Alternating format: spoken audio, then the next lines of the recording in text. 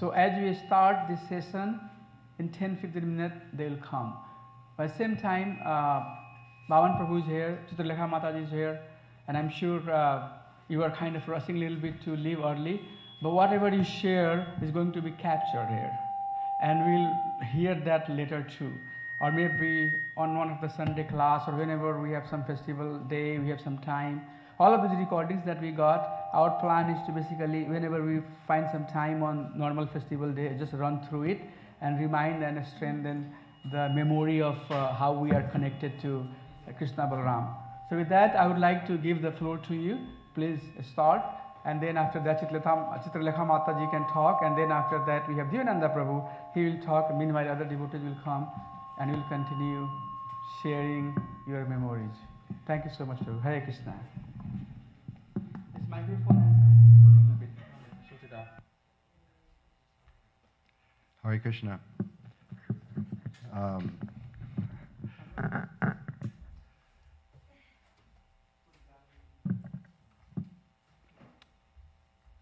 Thank you. Thank you. Hare Krishna. Well, yesterday, well, first I want to say how honored I'm here to be speaking to the devotees here.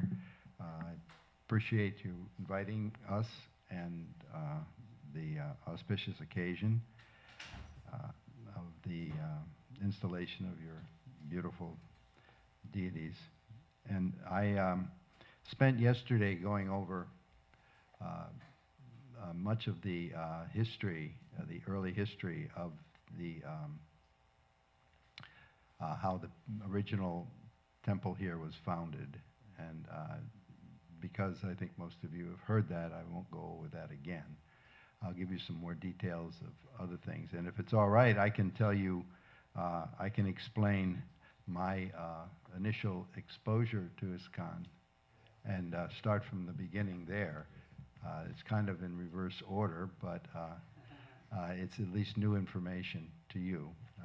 Some of this has already been put out there, but it was my background, first of all.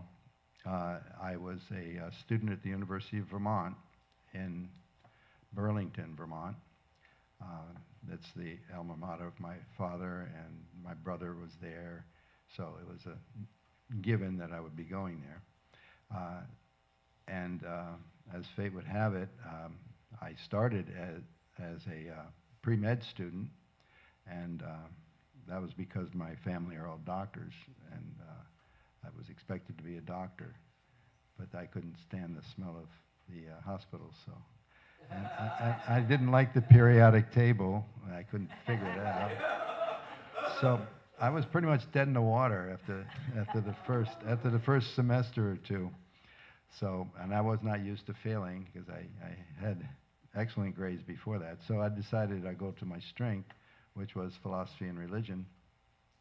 So I moved into the different department. I started majoring in philosophy and religion, and the religion professor is the one that told me that there was a new Hindu temple in Montreal. He didn't know anything about it.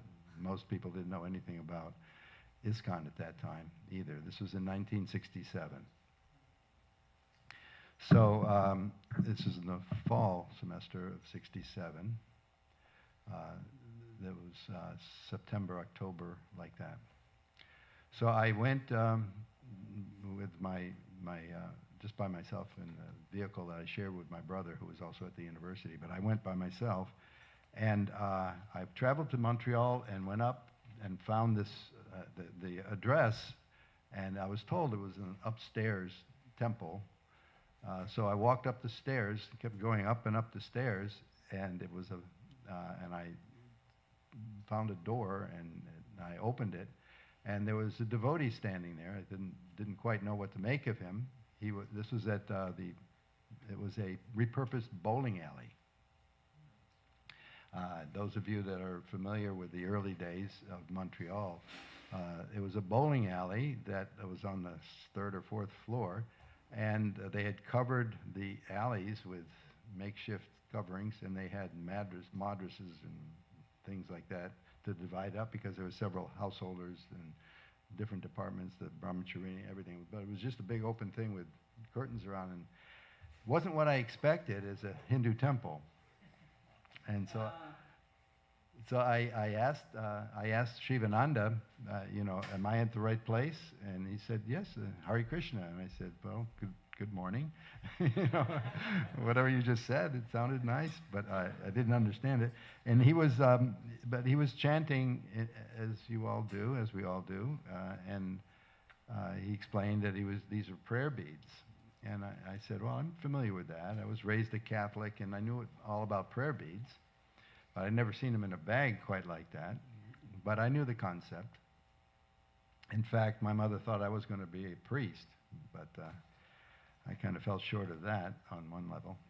So he told me that he was a student of the Swamiji, Swami from India. We didn't know Prabhupada at that time. We called him Swamiji. That was later on, he was called Prabhupada. So, and he said, then that's how I've learned what I know about spiritual life is through this spiritual master. So we talked about the concept of a spiritual master for the first few minutes. And it was kind of foreign to me. I understood teacher, professor, but spiritual master, that sounded like a very strong concept. And it is, and it was. It was to me, it was very foreign. But that being said, the next thing pretty much the next thing he said was, do you want to see God? And I said, sure. If he's not busy, I'd be glad to. And so he comes over and he opens up this curtain. And lo and behold, there's Lord Jagannath. And he does his dandavats. Of course, I thought he fainted or something, but that's what it means, actually. So he fell down, and I genuflected, did the sign of the cross. If it's God, it's got to be Father, Son, Holy Ghost, So then, and it was quite amazing. And he had a plate there. He was going there because he had to take the noon offering. It's 3 hours from Burlington, Vermont to Montreal, so I was there around noon. So it was a noon offering. And he said, well, you want some prasadam? And once again, this is a very foreign concept to me. I said, and he handed me a chapati. I said, what's this? And he said, it's prasadam, it's sacred food. And I said, oh, it's like communion, like in the church. You get a little wafer. And he says, but you guys have this big chapati, this big chapati. You really do it big. This is good. And I said, well, there's something to this. And it tasted much better, too, because the communions are very, very dull compared to a chapati with butter. And so that was my first exposure to Krishna consciousness. The first day I learned about Prabhupada, I learned about God, I saw God, and I had prasadam. So that was in the first 15 minutes. So that was a very eventful morning into the early afternoon. So then I went back. I went back to the university, and I would visit there every couple weeks, and it became more frequent as I developed more interest. And I had to do a paper on this temple. Oh yeah, the chapati. There's a subplot concerning the chapati because I went away there from there with the chapati, along with the Happenings record. Many of you know what the Happenings record is. It's the original recording of Hare Krishna where Prabhupada describes, not only does he chant, but he says, this transcendental sound is a great vibration. It's a very iconic part of our movement. It had just come out. So he had a copy of this album. In those days, we had vinyl. That's a couple stages back from where it is now. But we had vinyl, so I had a small recording, not tape, or the record player, and so I took it back, and my roommates, after the 4th or 5th day, they were ready to crucify me, because all I heard was Hare Krishna all day long. But they really started liking it after a while. So I played that, and I ate pieces of that chapati the whole next week. I would just break out little pieces and eat a little piece. And then I would go back and get another chapati the next time I went to Montreal. So that was a really nice little ritual I developed right from the beginning, because I didn't know anything about offering or anything right away. But after going there a few times, he explained that all that you have, all that you do is an offering unto me. So I started, by that time, things like macrobiotic diets, vegetarianism, it was known to those that were a little bit more enlightened than the normal people. And I happened to be in a kind of a, the philosophers, the artists, those types of people, and many of them were vegetarians, so it was not a big stretch for me to become a vegetarian. In fact, I was leaning to that very heavily. So then after some time, let me see the sequence here.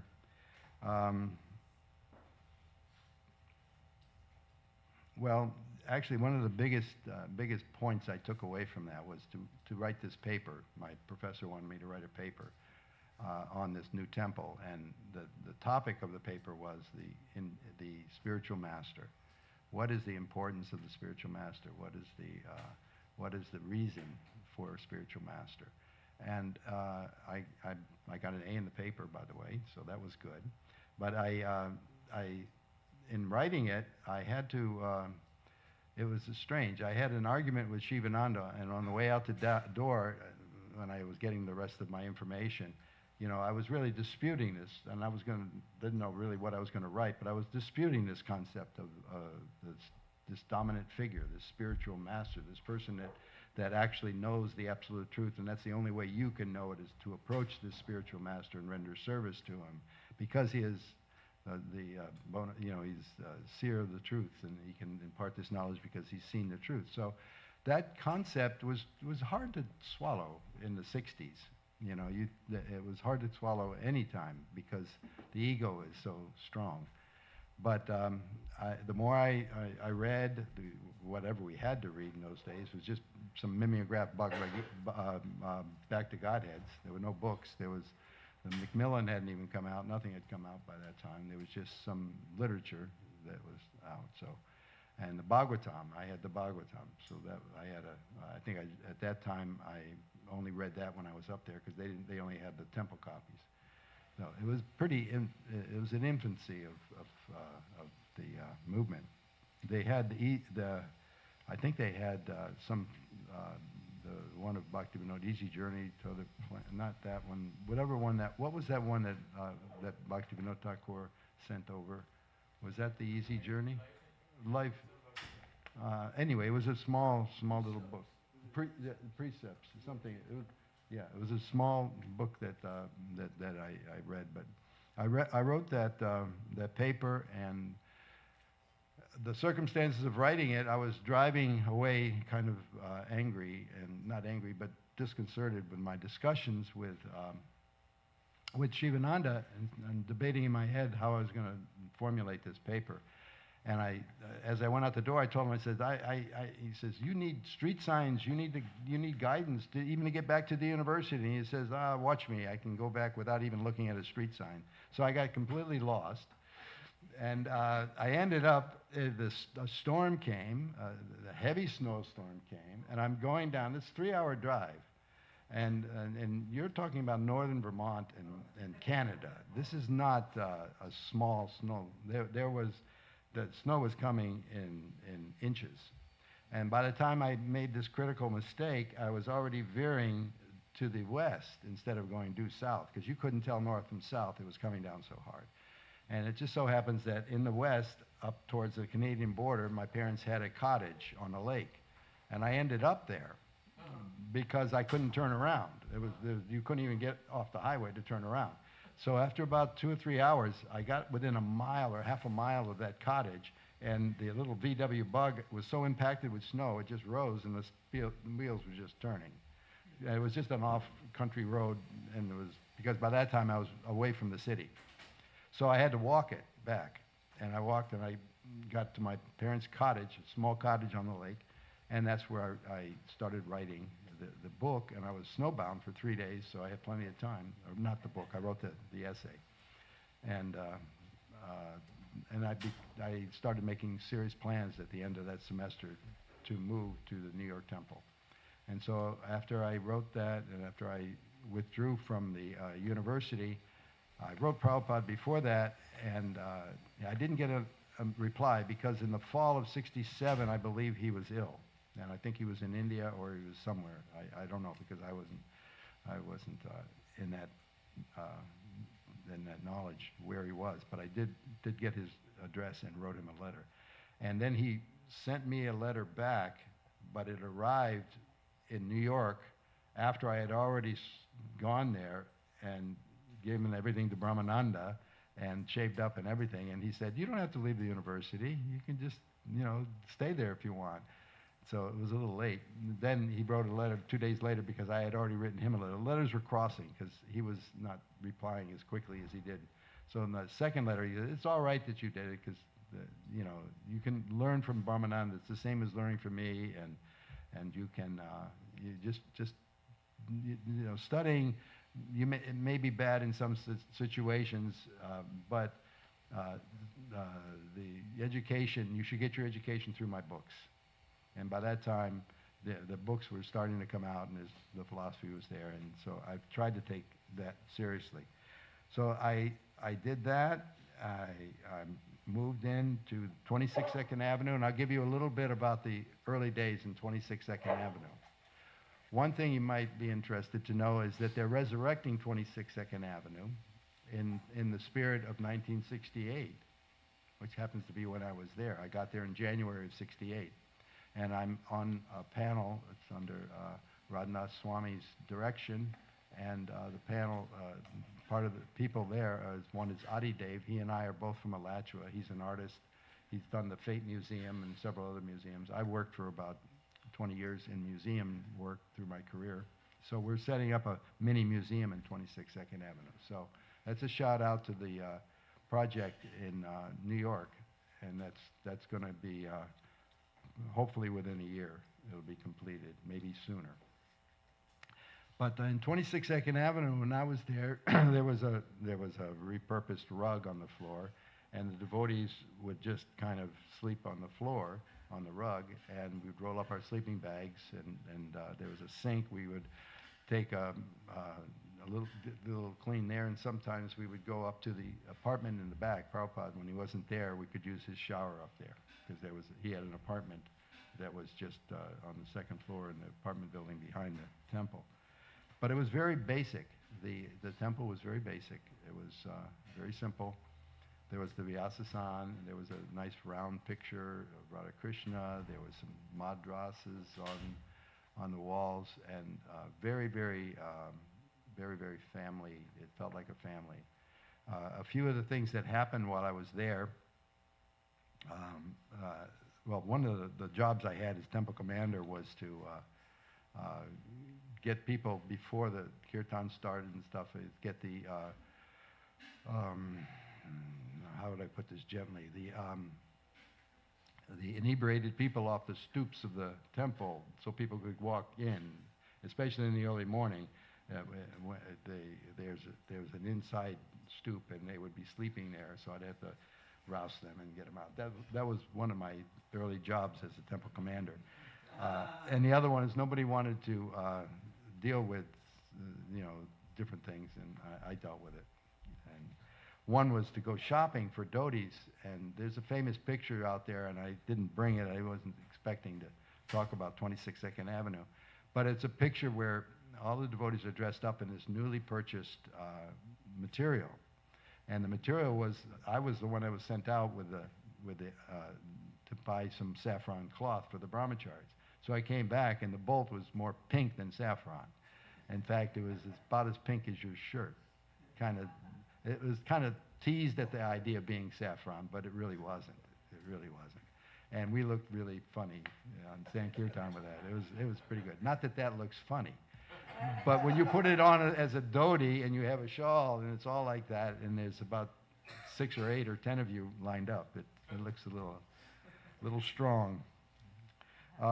So that was one of the things I did, and removing. And there was another incident where we went out on Sankirtan, and the Sankirtan, that whoever left the last one out, did not locked the door. So someone stole things from the temple. We came back and it was practically ransacked. There was nothing left. They took the woolen sack. When I became a devotee, I went back home and brought back a big reel-to-reel tape recorder, and we had a vina. They took all kinds of instruments. Hmm? This was in, it had to be 68, early 68. So Brahmananda and myself, we came back, it was around 9 o'clock, and we had to find these perpetrators. Of course, I didn't know anything about New York. I'm not a New Yorker. I'm from the western part of Massachusetts. It's hardly New York. But he's a New Yorker, and he's Brahmananda, and you don't fool with Brahmananda. So he wanted to go out and find these people. So we went up and down, and he would talk to different people. His manner of talking was persuasive, and he found out by whatever insight that he got from these conversations where he found out it was a couple. This one guy was the ringleader, and where they lived, there was an abandoned building somewhere in the Lower East Side. So we went there. By that time, it was 12, 1 o'clock at night. And we're standing there, and here comes this inebriated couple, or not from alcohol, but they were definitely out there. And he questioned the guy, and I'd say he questioned him to the point where he got his answers. So I'll let you fill in the blanks on that. But it was really persuasive, and because he was confessed, he totally confessed to doing it. There was no question, because he told us where he pawned them off and everything. We found them the next day. So that wasn't a question. But when we took him to the police station, we got ourselves arrested for making a false arrest. We don't have the power of arresting people. So we were in jail. That's the only time I've ever been in jail is with Brahmananda. And we're scratching our heads. Now, how's that work? We found the criminal. We did all your work for you. We brought him in, and you put us in jail. So, and what other people, they were out? The people they stole, they did not go to jail? Oh no, they went. They pressed charges, assault. That we mishandled them. We arrested them. So he said, because by the time he got there, he said, I don't know what these guys are doing. I don't know. He sobered up by that time. So it was a pretty eventful turn of events. It was pretty scary to be in jail, but we only lasted a few hours. He knew a lawyer and got us out. We were back home by Mangalarti. So. That's the good part of the story. And we did recover most of the things too. So, and he did not press charges because he probably forgot about it by the next day. Because he was so inebriated, he didn't know one end up from down. So, and after that, I kind of went a few different places before I came to St. Louis, and from then, so I'm giving you the beginning and the last, and this was mostly 67 and 68, and what I talked about yesterday was mostly 1969 and 1970. So that's about all I'm prepared for. There's a lot of other things I can talk about, but I'll let my better half here, Chitralekha, say something, unless there's any questions or anything about 26 Second Avenue, about a couple other things. I went with Brahmananda to the dock and picked up some Bhagavatams right from the dock, and so that was nice. And so we had a lot of sets of Bhagavatams, and I even had a set signed by Prabhupada, and I gave that to the archives back in the 80s.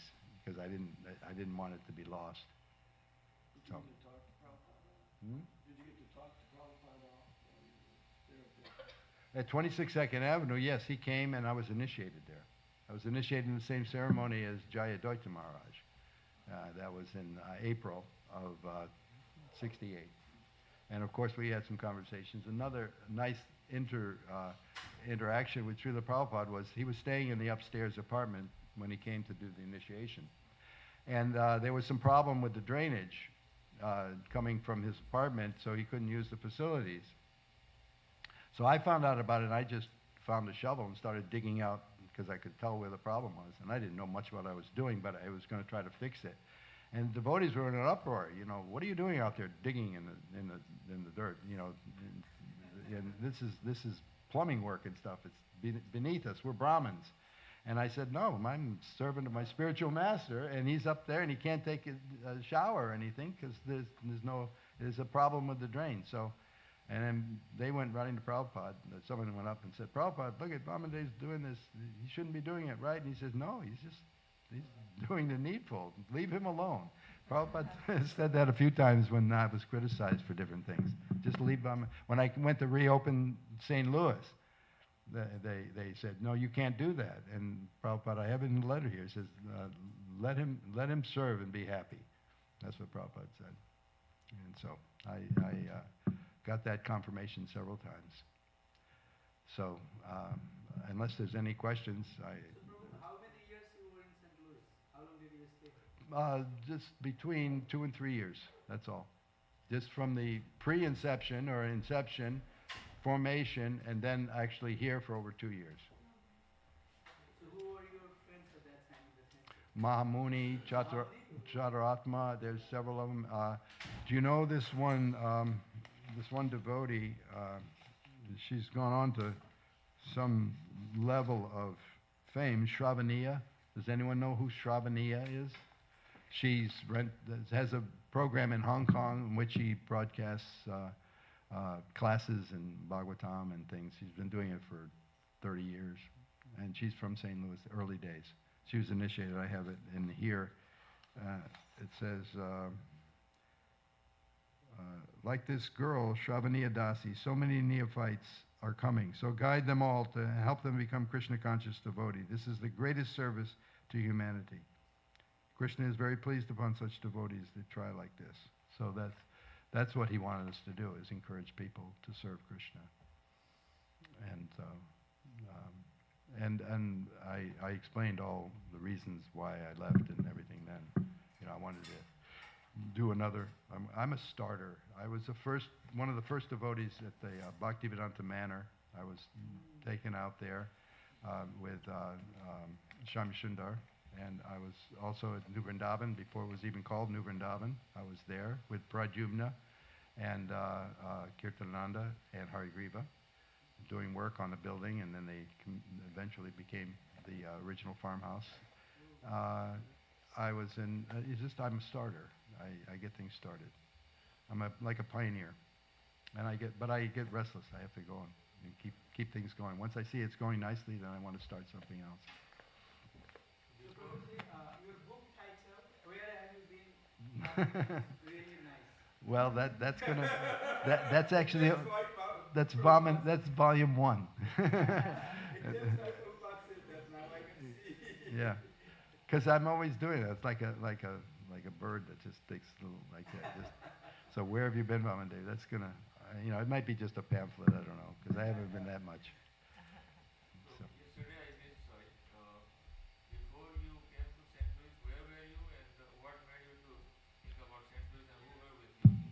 The question is, where was I before St. Louis? I was in the Columbus Temple. Oh, okay. I worked for the Ohio State University, much the same job as I got when I got to St. Louis, because I was a conscientious objector. Prabhupada told me to become a CO, conscientious objector. That means that I had to serve the nation for 2 years in some capacity. I chose working in universities or hospitals. Okay. So I was doing that in Columbus, Ohio. And I was part-time doing Sankirtan on weekends. It happened to be a football weekend. And I made the front page of the newspaper, and that didn't sit well with the department because I was, it was a bit strange for them in those days. But what it said, maintenance worker chants Hare Krishna, leading party, and I saw it on his desk, and he said, you know what this means? And I said, yeah, I just got kicked out of that job. And it's the same thing that happened many times in my career. when I was in St. Louis, that's why I lost the job at St. Louis University Hospital. I went to work for Barnes Hospital because I shaved up and went in there, and they thought I had gone nuts. So they said, we can't. Just by changing your dress, Yeah, it was a little more than that, T-lock and everything. And they'd never seen any of this before. It was very strange. You're talking 1970, 1968, 69. And we didn't know enough to temper it too much. Brahmananda had a problem when he was a school teacher, and when he shaved up, he had some problems. He had to grow it out, but he was a full teacher. It was different than being a maintenance man. You're pretty low on the status symbol there. You're not really running any departments there. In those days, it wasn't like the protection you have nowadays. You were pretty much on your own. I have similar story. I was also in the Ohio State. And can I share that too? Yes, go on. So, Prabhuji, I was also postdoc at the Buckeyes, the Ohio State West Campus. Yes. What year? And then it was 2005 to 2008. Okay. And then I started strongly Krishna consciousness in Columbus. Yeah. So my professor is from India, and he was from the same school. So we had IIT. I'm from IIT. I did my master there. So we had IIT alumni get together. So all the people in Columbus, Ohio area who were from IIT, they're like big guys. All of those people came. And I was at that time very active with Krishna consciousness. So I went with this much flyer of Janmashtami. And I said, please come for the Janmashtami. Please come for, like I started doing to everybody. And he saw that. Yeah. And he didn't like it at all. My professor didn't like it at all. Then next day, I went to my job, and he said, I don't have funding. So you have 2 months to find something else. And it was middle of the year, month of August. So I started looking for a job. Anyways, I ended up much better job. Yeah. I got job with PepsiCo on own visa and all of that. But similar thing has happened with me also. He said that, no more funding for you. I said, okay, thank you. So since you said that story, it just came to my mind. And there's a lot of other things associated with that, but Krishna does help. Yes, you end up in a better position. Yes, much better. Haribol. Hare Krishna. So here we are again. I had a little while this morning chanting japa in front of the deities, and what I noticed is Krishna looks very mischievous, and Balaram looks very much like the older brother, and Gornitai are just so happy. They look like they're ecstatic. So thank you for taking such nice care of the deities. They're so beautiful.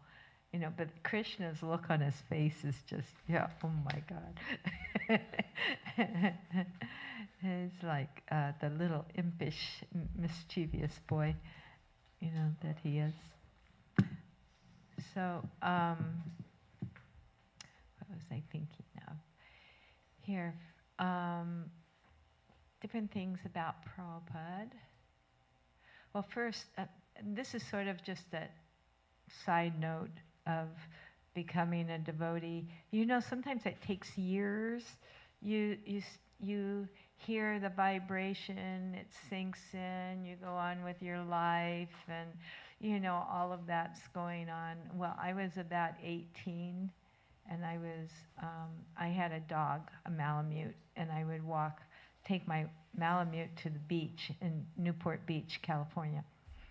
And he was running the beach. We didn't have to keep him on leashes back then. So some person a man who lived in one of the houses along the beach, he was standing out on his patio calling his dog, which was a big, beautiful Afghan, if you know those dogs. They look very exotic. And he kept calling him, and the dog was running, and my dog was running with him. So I walked up to the man's porch. I said, "What is your dog's name?" And he said, "Krishna." I said, oh, I love that name. How beautiful. That was the first time I heard Krishna. The name of a dog, yes. Before. No, I didn't. I didn't. I just appreciated it and, took my dog and went on, but later this was, okay, fast forward a couple of years. I was in Laguna Beach, and I was more or less sort of a hippie girl, just not totally into the renunciation of hippie life, but still there. And I was at some friend's house, and I read this book that's called The Aquarian Gospel. And of course, as hippies, most of us, we were seeking something, who knows what we were really seeking, but with the whole scene was there. And I read this Aquarian Gospel, and in it, there was one passage where they're talking about Jesus in India. And Jesus says, you should all sing the names of God, as these people are doing, basically. I'm paraphrasing because I don't remember exactly. And I thought, oh, that's what the Hare Krishnas are doing. That's what those people are doing. Oh, I need to do that. And it was like an instantaneous thing. And so I was on a mission after that to find them. Well, there wasn't a temple in Laguna yet or a preaching center. So sometimes I would see them at one of the hippie head shops there, and they were distributing prasadam, but they had come down from LA. And so I thought, okay, I need to get to Los Angeles and see what's really going on at that temple.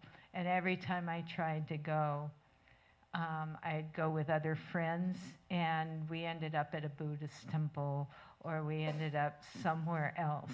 I was like, I had all of these, my intentions were good, but we always ended up somewhere else. I went, and they said, is this where you wanted to go? And I went, no, this isn't the right place, but it's nice, And so then Nandakumar and Durlab came down to Laguna Beach to open a preaching center. But they came down before they even had a place to stay. So they were staying with some hippies in this wood hippie enclave, sort of. It was a dead-end area where all the hippies lived.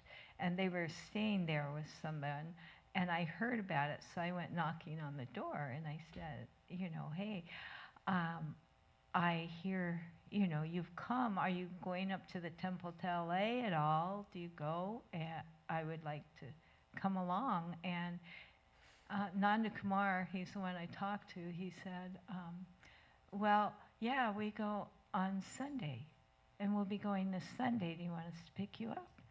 And I said, sure, I would love that. So I gave him my address, and he was supposed to come pick me up, and this is like the next day, right? And he didn't show all day. And I found this little, in the place where I was staying, there's this little Gita press, Bhagavad Gita, and I thought, well, if I'm going to do this, I better figure out what it's about, So I sat there all day and read this little Bhagavad Gita, and he didn't show up. He forgot about me. And the next morning, he came by to apologize. But, it was, again, high hopes of getting to that temple. And, it was dashed, they kept forgetting about me. So as soon as they got a place to move into, I just moved in. I said, okay, I'm here. I want to move in. And so they brought another lady down from Los Angeles. So there were two of us ladies. We lived behind a madras in the front room. And the two men who were there, they lived in a loft up off the kitchen. So there was a little office space with a loft, and they stayed up there. And very humble beginnings. But after about a month, I went up to Los Angeles to stay. So it was a sweet time, but unusual things happening always. I'm losing my voice, so I wanted to tell you this one story that's really funny, though. I'm going to jump around a little bit to get some good stories in. Is when I was in India that same year, that same time when Soumya was 3 and Shantaya was 1, and we were at Guru Puja and Prabhupada was there on the Vyasa-san for Guru Puja in Vrindavan. And so there were some men up front leading Guru Puja and dancing, and I was sort of toward the back with the kids, and Soumya leaves my hand and goes walking up in front of Prabhupada, and he's just standing there looking at Prabhupada. He wasn't singing or anything, he was just meditating on Prabhupada, that was his meditation. And one of the brahmacharis decided that he shouldn't be doing that. So he proceeds, first he's looking around at the back, and I said, he's not doing anything wrong. He wasn't causing a disturbance.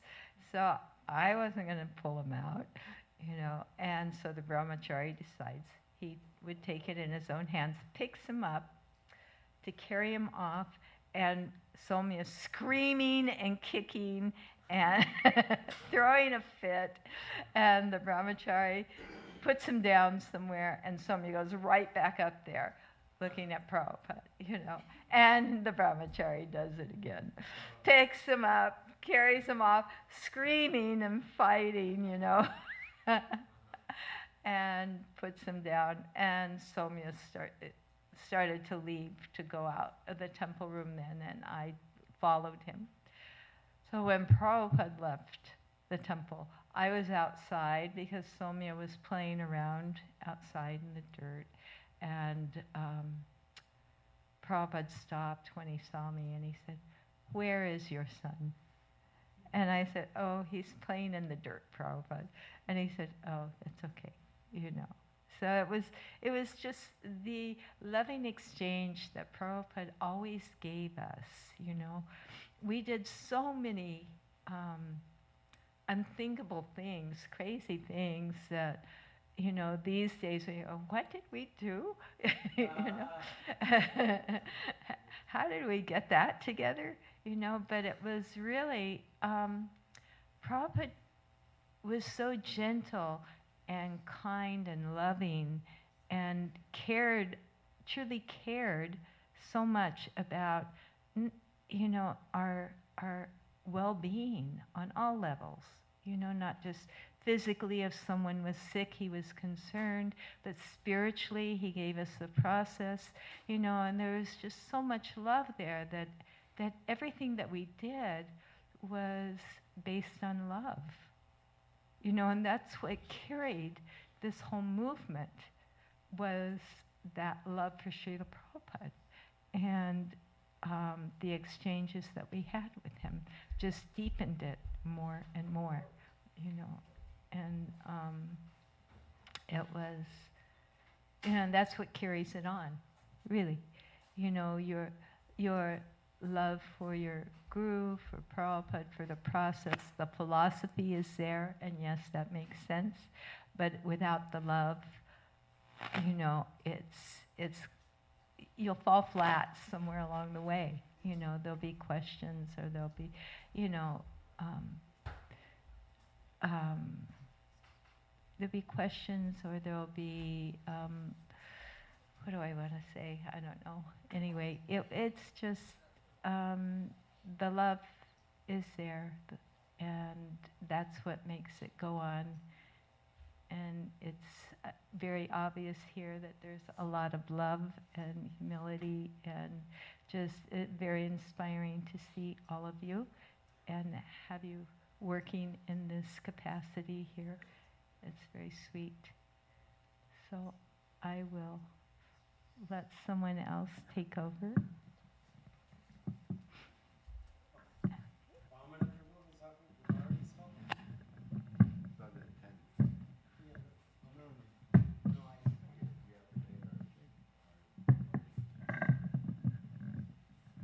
Oh, so you're leaving now?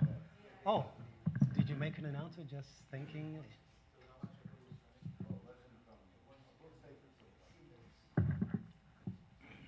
Okay. Oh, no. We all have individual.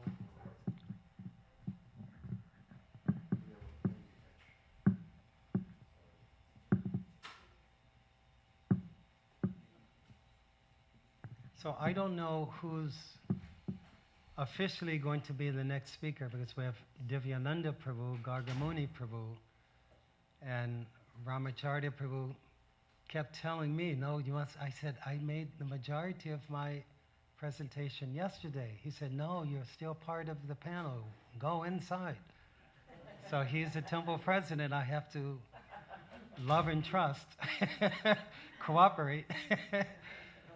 But just in an unofficial way. Oh, here he is. The local Ishvara, the temple president, controller. I know. Yes, Vamanade Prabhu and his wife, they have to leave. So, well, here, yeah, please take the microphone and just obviously thank them and everything else. Hare Krishna. Hope I'm not too loud. Is it okay? Thank you so much. So definitely it was a nice get-together. And one part of this get-together was to honor and appreciate the devotees who have done this much for us and also who are present here. So when I reached out to Vamandev Prabhu, very happily, he accepted to come here, and very easy to communicate with Prabhu. Anytime I call, it has never happened that he would not pick up the phone. And however, whatever I have to ask, I will ask, and Prabhu will answer that very carefully. I can tell you one story that we have been thinking about starting the museum, Prabhupada Museum. I have been dreaming and praying, Prabhupada, to give me some guidance, what can I do there? So that whenever we had some Western people coming, they don't connect with deity very easily, but if they see something that connects with US from America, oh, Prabhupada came here and that's how he founded the society, that will give him a point of connections. So I was thinking what else we can do to make the museum nice so that people can connect. We were talking about it. And I had not clear idea. Then I saw the album that Prabhu brought. It has all the old picture and how, Nitai Gaur Nataraj are dressed up, and a lot of letters and stories. So I got very excited. And I thought, this is the opportunity. Krishna is helping me to get those in. And then Maharaj gave the instruction also. So when I put all of that together, all the dots together, I see Srila Prabhupada clearly giving me direction that this is the way we have to proceed. So definitely this is not last. It might be after many years you are here. We are very delighted to have your association and very delighted to know that you have done this much for our temple. And I would humbly reach out to you and get some of those information, get your guidance, maybe invite you to come here and help set up that museum. That is our plan, and we'll work towards it. So I'm very, very delighted, very, very happy, extremely thankful that I found this resource of information that is lying with you, that can be part of our museum and that can connect with the people, local people who are coming here. So thank you so much, Chitralekha Mataji and Vamandev Prabhu. Lal Gopal Prabhu, we have token of gift, so I would like to hand it over to Prabhu and Mataji. And everybody please give a good round of applause. Jai Hri Thank you. Bol! Thank you. And Gopal Prabhu is going to take. Yes. Ki Jai. Mataji, see what you have. Whoa! And then there might be some perfume there, T-shirts like that. And all the gulab jamuns are on the bottom somewhere. So but thank you so much.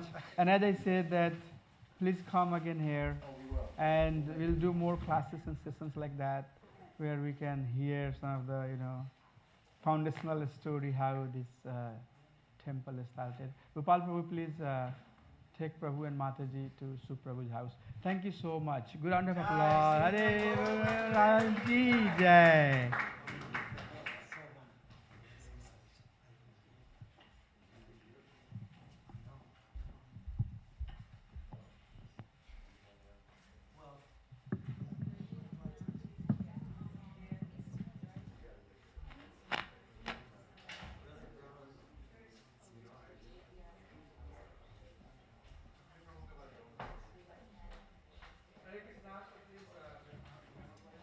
Stay around. We are going to hear from Devananda Prabhu, Shankar Pandit Prabhu, and Garga Muni Prabhu.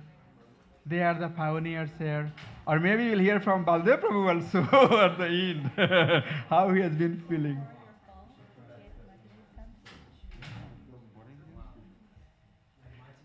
I want to just get one picture.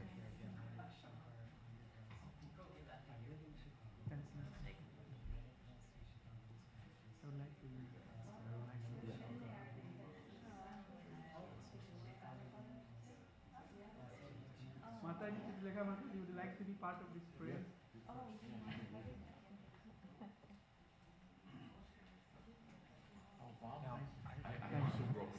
Thank you. Thank you so much. Wilbraham. Oh, okay. Be more in the spring. I'm thinking before you were I would just briefly reiterate, I remember when the garden when you first came and just kind of set the mood, and then you both. Oh yeah, yesterday. You weren't there for that part. You came towards the end. But yeah, it was Ramapada. Ramana gave out to you more about him. But Ramana gave that's Chicha Lisa as well. She was here.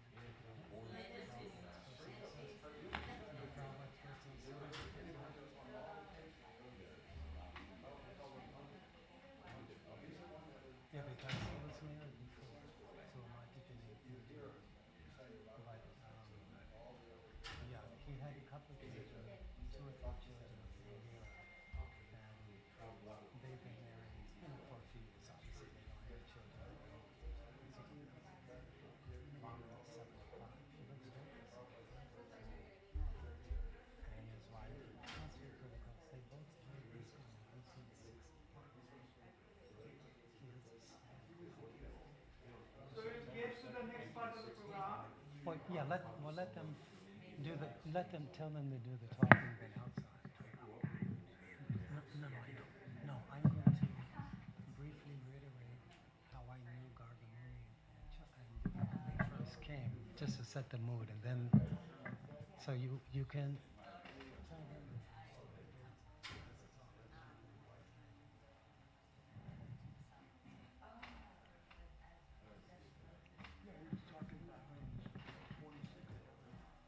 No, he joined.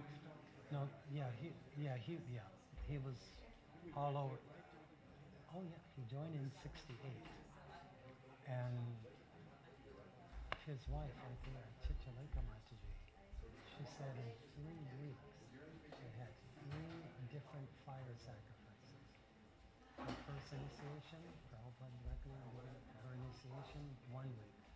Second week, arranged marriage for her to marry Upendra, fire sacrifice, second week. Third week, her second initiation, Prabhupada.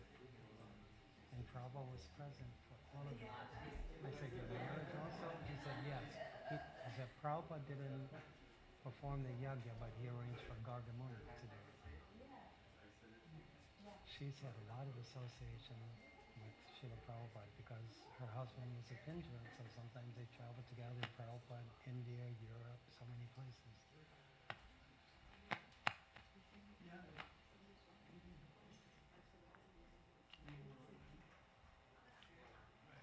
Well, I knew, oh, you never, yeah, I'll tell you, because I don't know how much you heard of his presentation yesterday, Div, but I'll fill you both in later. But yeah, Vaman is a very extraordinary person. I mean, what he did, just in his service, it's incredible. He had a stack of letters. Prabhupada wrote to him. He read many of those letters that were in relation to St. Louis.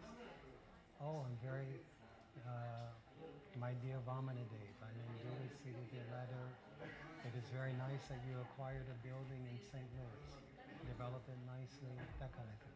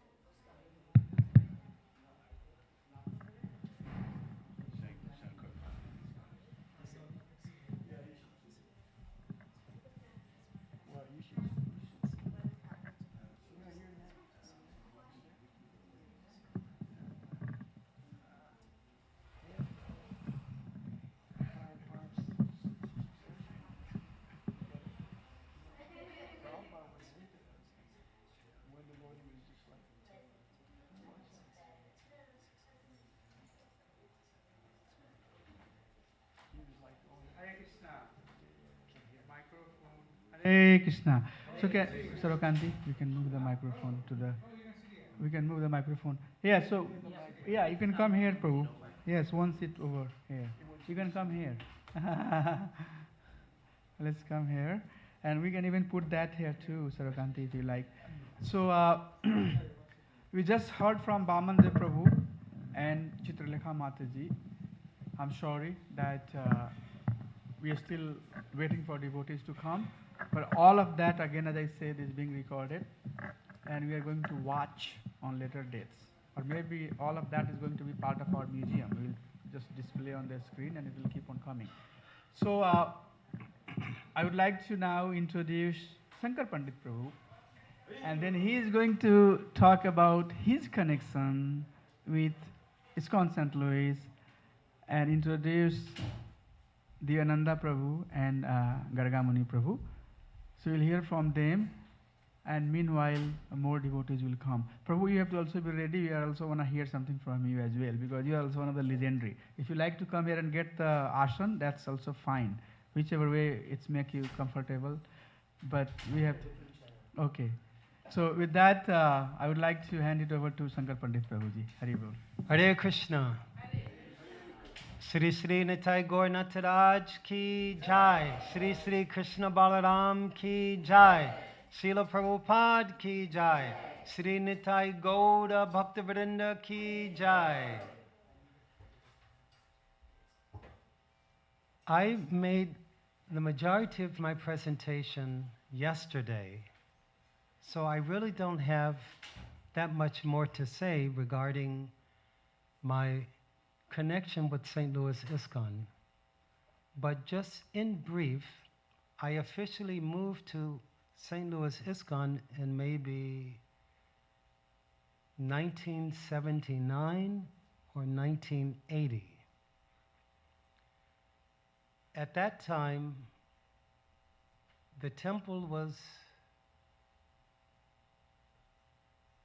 still on Laclede Avenue.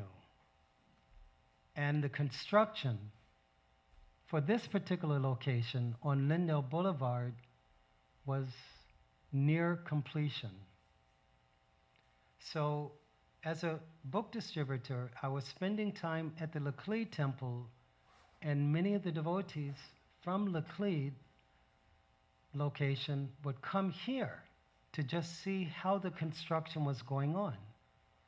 So I remember being in this very same temple room, the floor was still complete concrete. These columns that are supporting the ceiling, concrete, and then later Vamana Prabhu said that there was also some metal piping within just for the extra sturdiness, but concrete. And the first time that I met Vamana Prabhu was when he was very busy working, developing this temple room. I didn't really know him. I heard of him. And I knew of his experience with carpentry and construction work, etc. But this is the first time that I saw him. And he and other devotees, they were just very busy, hammering, sawing. It's just like a construction site. And so naturally we all offered obeisances to each other, just acknowledging each other's presence, just as we heard Chitradaleka Mataji earlier indicating how Srila Prabhupada created like a family mood throughout his ISKCON movement. And Prabhupada would use the term love and trust. He wanted those type of reciprocal dealings between the devotees, because we're all individuals. We have individual characteristics, likes, dislikes, qualities, and from a conditioned point of view, quite frankly, some of us are more endowed with sattvic qualities, the modes of goodness. Some are predominantly affected by rajasic qualities or the mode of passion.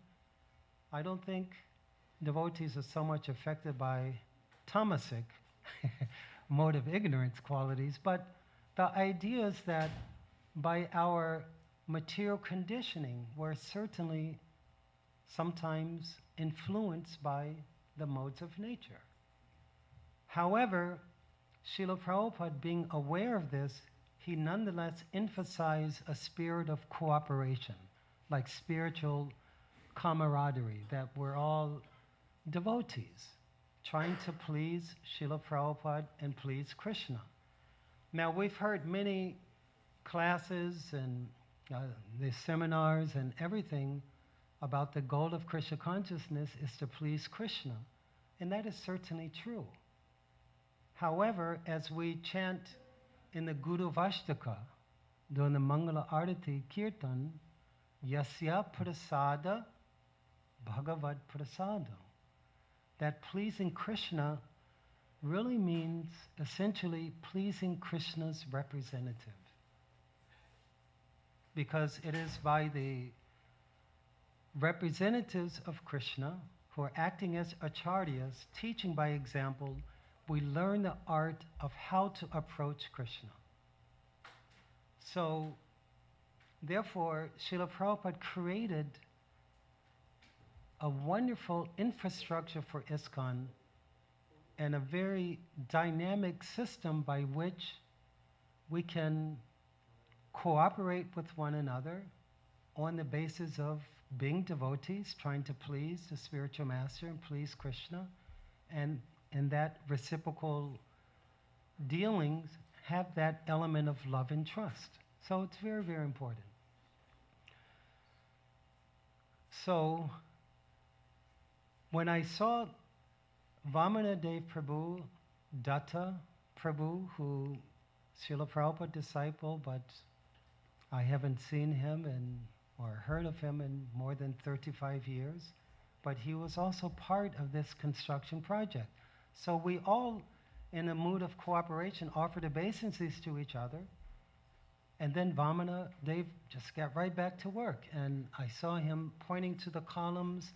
Okay, yes, we can't have the concrete exposed, so we have to have some type of facade And he and the other devotee construction workers were thinking maybe we can have wooden panels or this type of material, and they were discussing all, and I was impressed.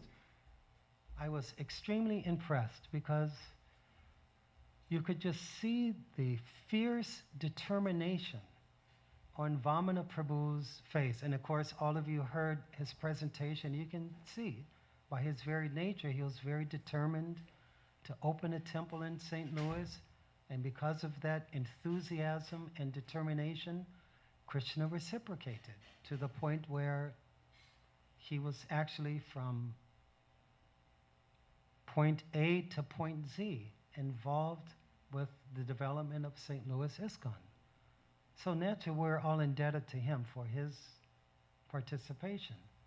But I personally witnessed him in his element as a carpenter, as a construction worker, trying to please Srila Prabhupada, trying to please Krishna. And he was, you could imagine, this floor was just filled with all types of electrical power tools, drills and dangerous saws.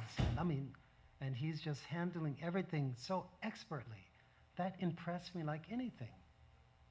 And because I was only visiting St. Louis, just distributing books, then I went to another city, and then again, and maybe by 1980, that was when somehow my authorities said, then why don't you become part of St. Louis ISKCON?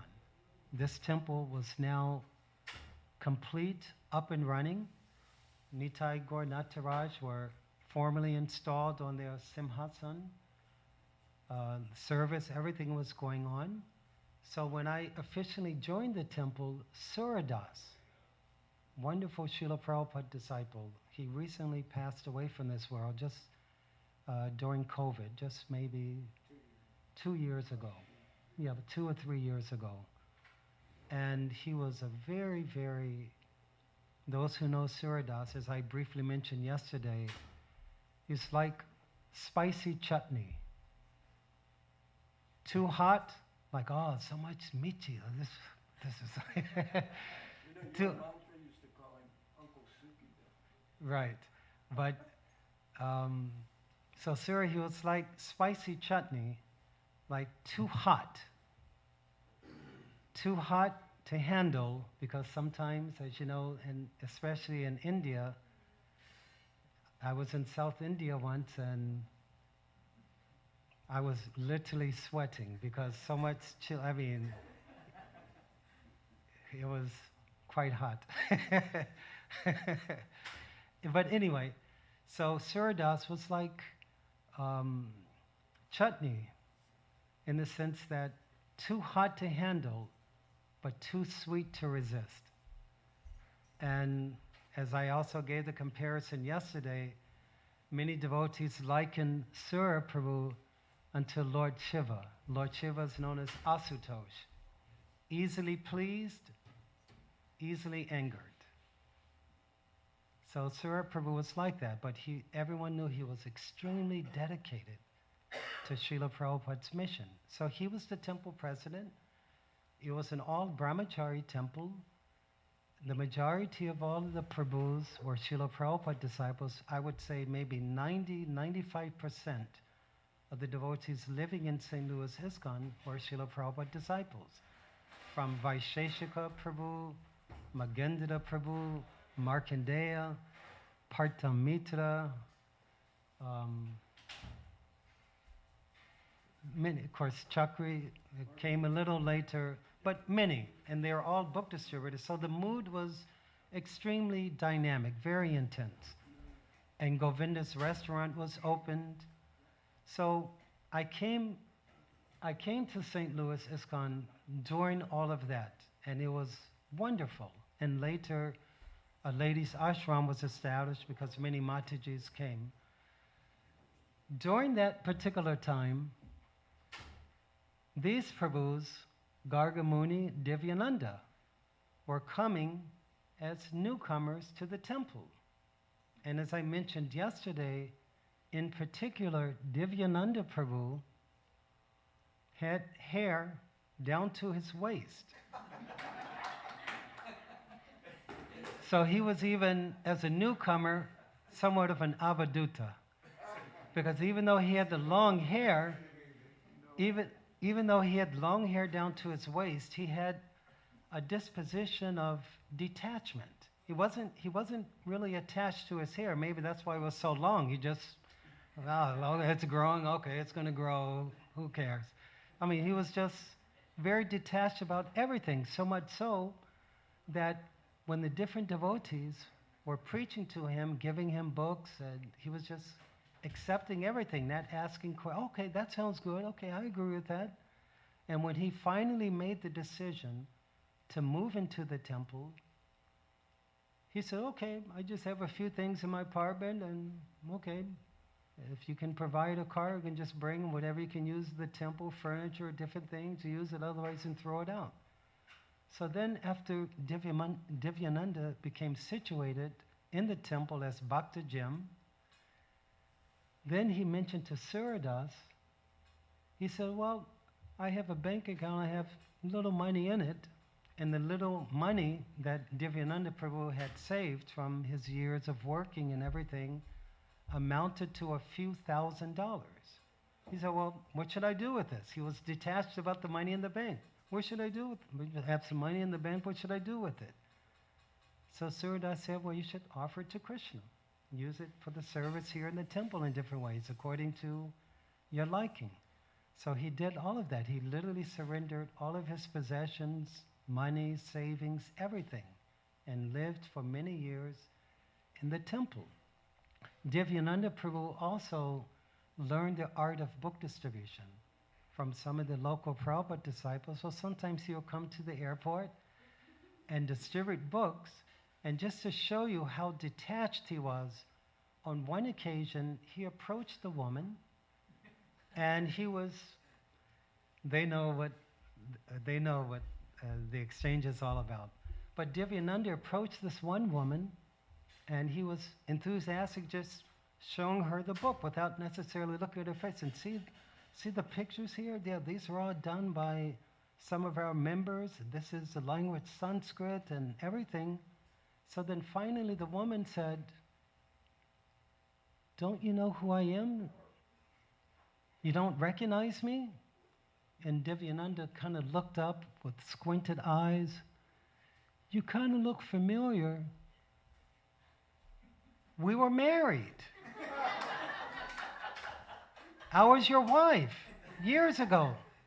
Oh, wow. Was it Teresa? Oh, wow, Teresa. That's how detached he was. He did it. Because, see, Divyananda Prabhu, right now, as he's sitting next to me, believe it or not, his body is 82 years old. So in his youth, he was a married man, and whatever the circumstances were, he and his wife parted ways. Years later, he approached her in the airport, didn't recognize her. Just, again, an indication of his detached, somewhat aloof nature. You don't recognize me? We were married. I was your wife. Oh, wow. Okay, now I see. Oh, Teresa, how you doing? But yeah, back to the book. She got the son too, because Divyananda forgot his son. So that same day, one of the book distributors forgot his prasadam, and Divyananda offered his former wife prasadam. So not only did she get a book, but prasadam offered to Nitai Gaur Nataraj. She used to come to the temple and I didn't know that. So despite Divyananda and his wife parting ways, somehow she still visited the Lakli temple, but somehow in the midst of all of that spiritual potency, Divyananda didn't recognize her. And Gargamuni Prabhu was also coming to the temple around that time, maybe 1980, 81, something like that. And he was working, had a family, and he was very much attracted to the Govinda's prasadam. So he was coming for lunch, dinner, and just packing away the prasadam. Oh man, this is good.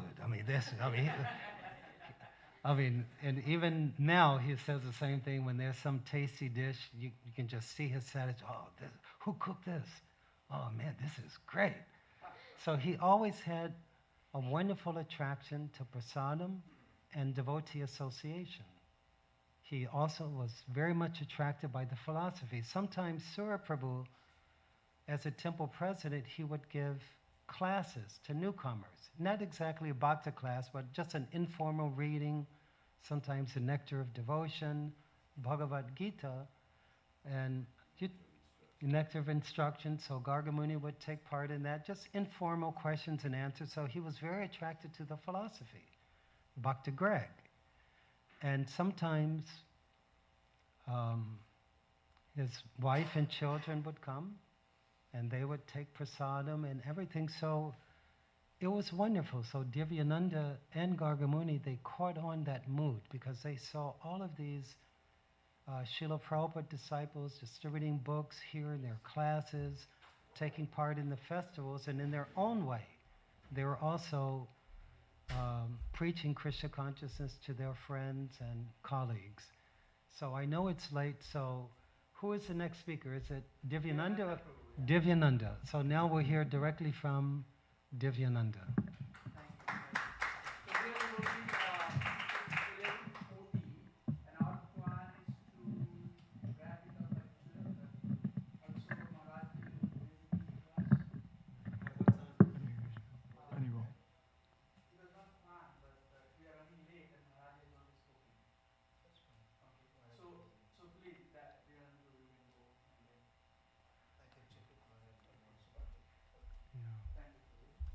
Actually, Gargamuni came before I did.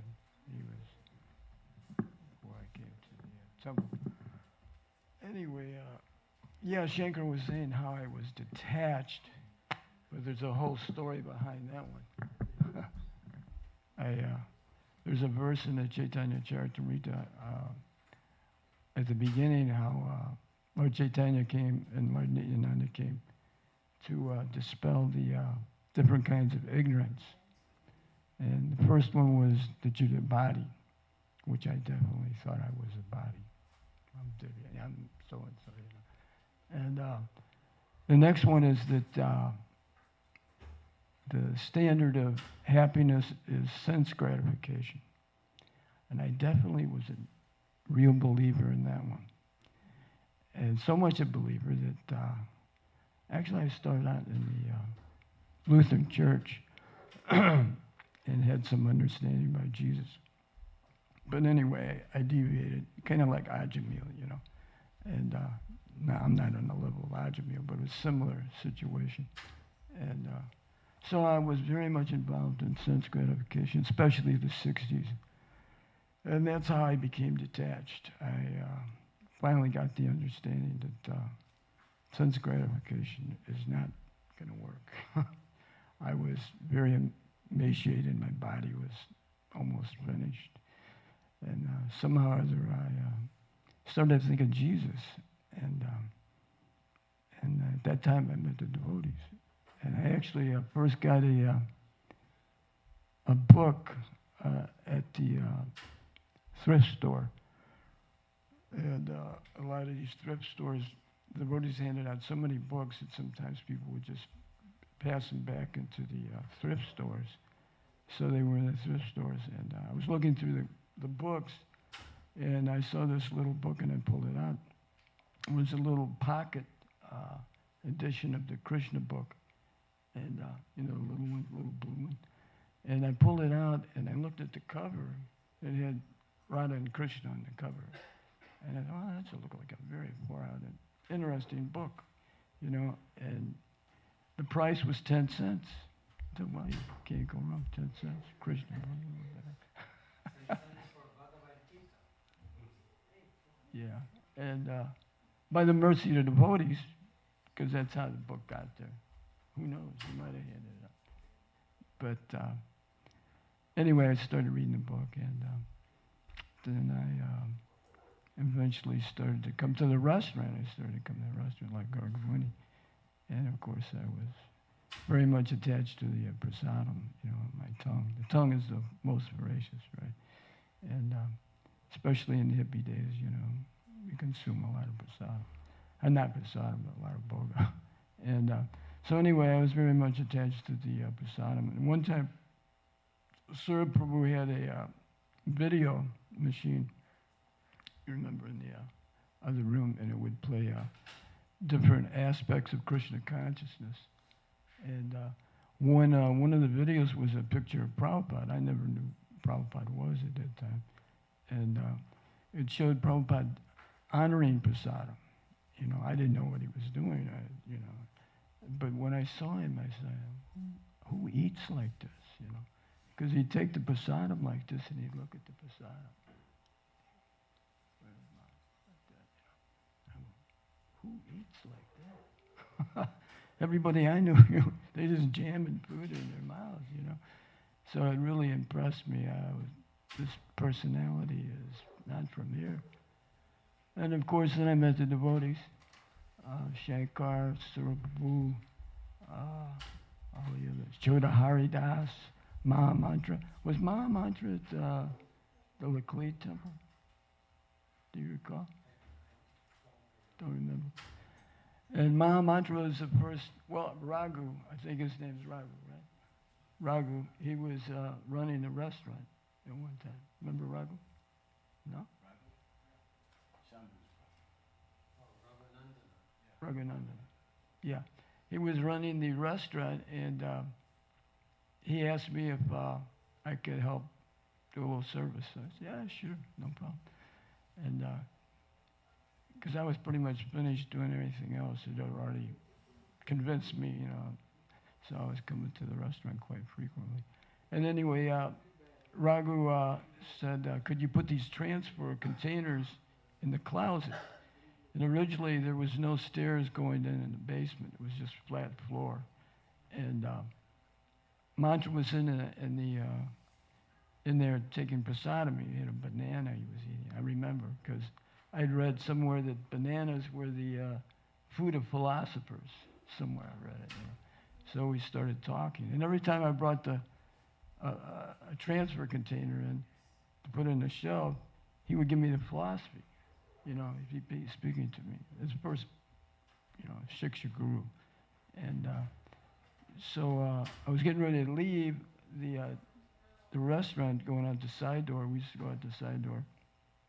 And I was pretty much a bike enthusiast all my life. And so I was going to get on my bike. But right before I went out the door, I think he took Prabhupada's garland off. He may have had another one. I don't know. But as I was going out the door, mantra goes like this. He throws his mantra garland on me. And so I get in my bike, and I started riding down the alley. And this alley was not the same back then as it is now. You may recall. The area was a little different, not so pristine. So as I was going down the alley started to look golden. And what's going on here, you know? We couldn't figure it out, you know. I'm not doing any drugs anymore, you know. And it was the garland. You know, he threw on me in the preaching, in the seva, all at one time. You know, it all added up, and I'm going down the alley like this in bliss, riding my bike.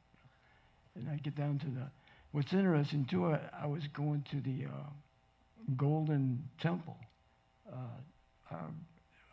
health food store. And when I got there, I just started preaching everything that Mantra told me about. I was telling everybody in the store what he was telling me. So by Mantra's mercy, I first got some philosophy. And then, of course, I met Sura Prabhu.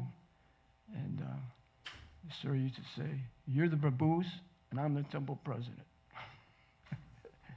And so that was a start of an 8-year run with Sura in the temple here. And then Mother Jadharani was here also. And one day the other story was I met Adikesh Prabhu, who's a sannyasi. And I remember I was talking to him, and he said, he asked me, he said, what do you own? And I, what am I on? You know, I don't need. Then he said, you're trying to enjoy. This always stuck with me, you know. I still think about what he said. It just penetrated, went through, you know. ISKCON. He was pretty amazing personality. And so after that, then eventually Sura Prabhu had me meet Lokanath Swami. And Lokanath was the one that finally convinced me. Because Sura asked me, they were asking me to move into the temple. And then Sura sent a devotee over to my apartment to pull me out of my apartment and to come over and see Lokanath Swami. And I remember when I walked in the room where he was at, I felt totally blissful and totally at ease. I couldn't figure it out. What happened? You know, just being an association of Lokanath. And so he asked me, he said, after he was on the phone, and he said, have a seat, you know. And then he was off the phone, and we started talking. He said, how come you don't move in the temple? You should move in the temple. And I said, well, my parents are kind of old, and I'm trying to help them out, you know. And then the next thing he said was like some explosion that went off. He said, well, what set of parents are you talking about? I know what set of parents are you talking about. And then he mentioned you've had many parents, you know. So that really set with me. For a whole month, I couldn't get out of my mind what he said every day. I just was going over and over in my mind. And then finally, Sura said, come on, you should move into the temple. I said, well, you know, Sura, I'm pretty sick, you know. And he said, that's okay. You come in and you can be sick in the temple. And I go, oh, okay. And then I said, well, you know, I feel like I might die pretty soon because my body was really emaciated. And Sura said, you can come and die in the temple. I go, oh, okay. Well, I don't have any more excuses, I guess. So then I moved in the temple. And then by the mercy of the devotees, I remember Shankar and all the book distributors there, Vaishya, they'd come back from doing book distribution, and they were so ecstatic, always so ecstatic. They lead these ecstatic kirtans because of this book distribution, you know. And I said, man, I want to do this, you know. And so eventually I got to do that, you know, Gargamuni. And I did that for many years. We started at streetlights, and I was just thinking about a pastime with Gargamuni at the streetlights.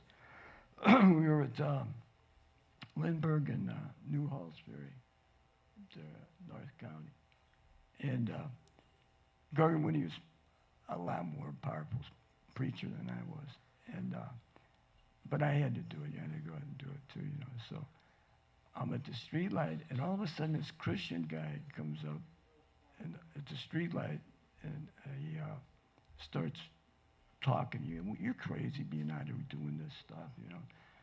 And then he went and parked just by, and he came over on the streetlight and was, you know, getting on my case. And Gargamuni noticed it. Gargamuni comes over, and he starts preaching to the guy. And he pushed him right off the streetlight over to his car. And so anyway, we had like many years of, you know, doing that service. And by the mercy of Shankar and Surababu. And then at one time, Jadharani Mataji, she was waking the deities, and she was taking care of Tulsi Devi.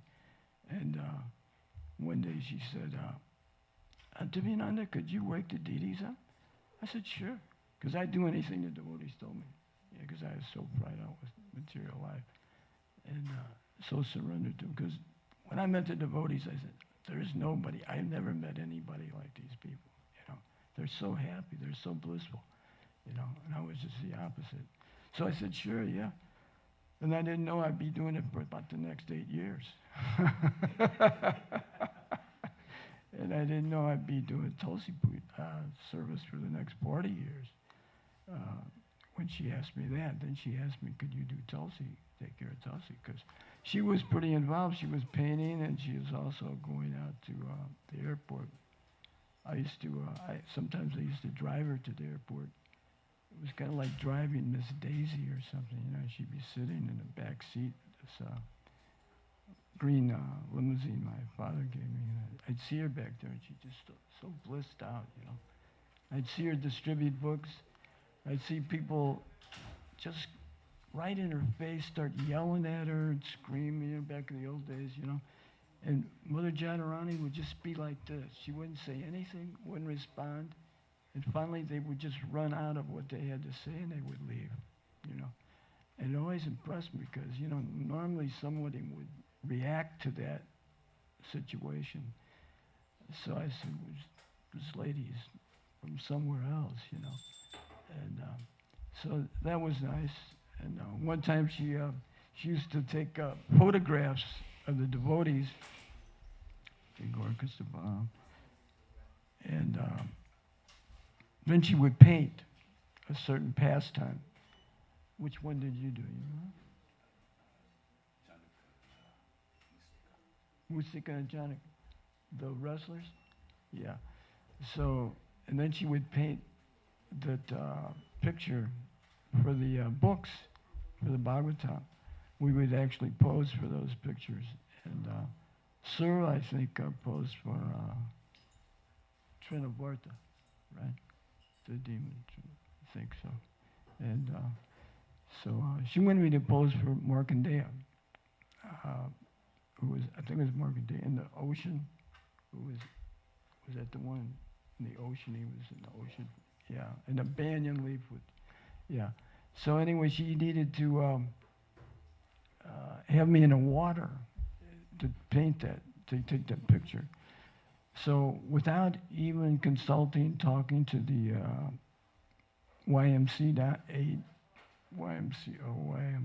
yeah, down the street where they have a pool and physical exercise, we just went down there and walked right into the, I had a bathing trunks with me, and she walked right up to the fellow that was right there when you come in, the desk, and she said, we have to use the pool. I'm going, we have to use it. Sure, he's going to let us use the pool, yeah. And he goes, okay. We can use the pool, okay. We go down, she said, go put your trunks on, you know, and I'll see you at the pool. So went down and went to the pool, and the lifeguard's there, and all these businessmen are in there at lunch because they get a break, and they're swimming in the pool.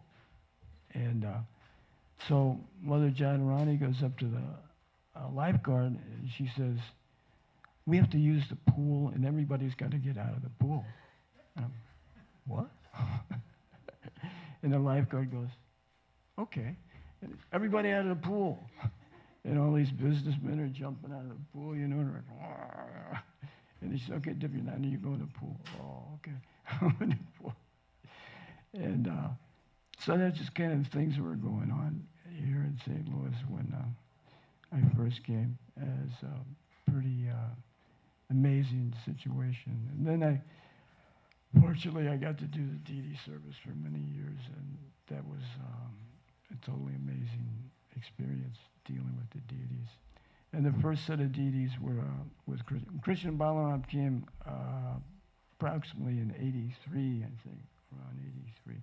First was just Nitya Gauranataraj.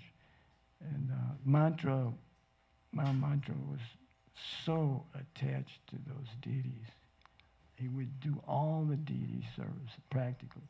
Although sometimes the other the devotees would, I know Shankara used to do Mangalartik sometimes, do the Mangalartik Artik. And, but Mantra was so attached to those deities, you know, it was amazing. And also Tulsi Devi. He's compiled this book, Tulsi Amritya. And another thing with Mantra, when he'd give a class, it was all slokas. It was just completely slokas. Bhagavatam, Bhagavad Gita, just slokas, you know. This same Mahamantra Prabhu that he's referring to, Srila Prabhupada disciple, he's been a sannyasi for the last maybe 15 years. His name is Bhakta Visram Madhava. Visvaramba. Visvaramba. Yeah. Yes. Yeah.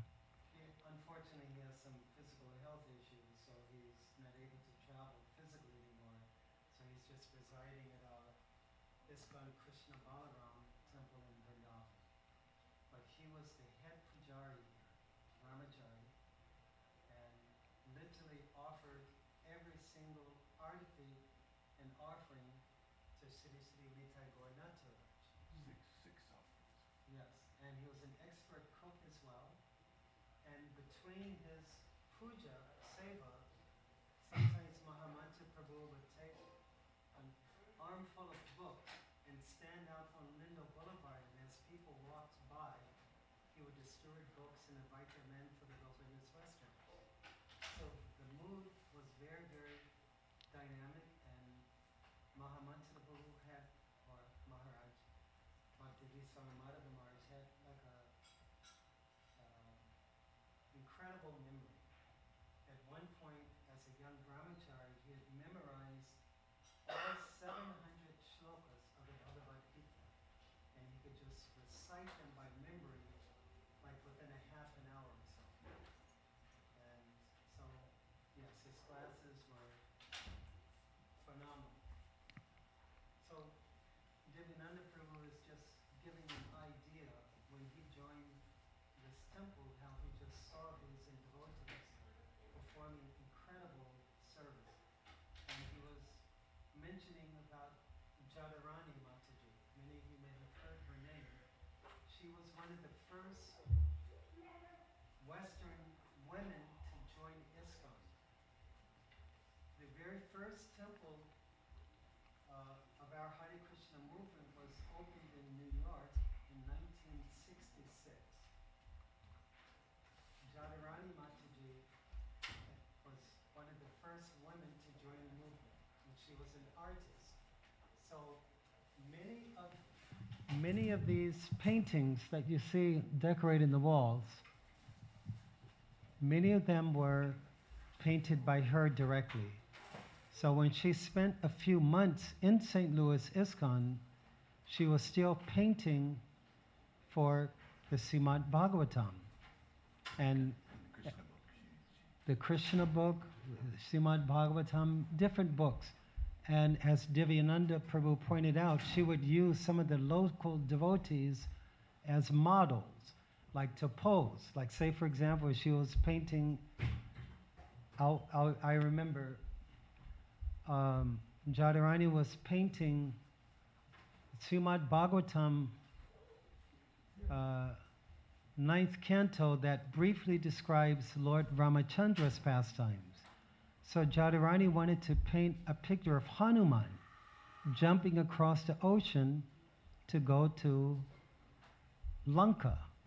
So there is one local devotee named Yagya Purush, black-bodied devotee, somewhat muscular. So Jadharani thought, because of his muscular physique, he could be used as a model to be Hanuman. So I remember watching, and Yagya Purusha, what she say, okay, you must be like in a jumping pose, like you're jumping across the ocean. So Yagya Purusha would have something like a jumping pose, and then Jadharani would take a picture, okay, now do it this way, that way, and then in this way, many of our ISKCON artists, they would use other devotees to portray whomever they were painting, be it Krishna, Lord Chaitanya, Hanuman, etc. So Divyananda Prabhu was pointing out, so when he joined this temple, all of those types of things were going on, and he was caught up in the enthusiasm and everything else. And a little about Sura Prabhu. I like the name Uncle Suki better because I had a really nice relationship with Sura. Sura Prabhu even if he would blast you, it was with this tinge of humor that was always there.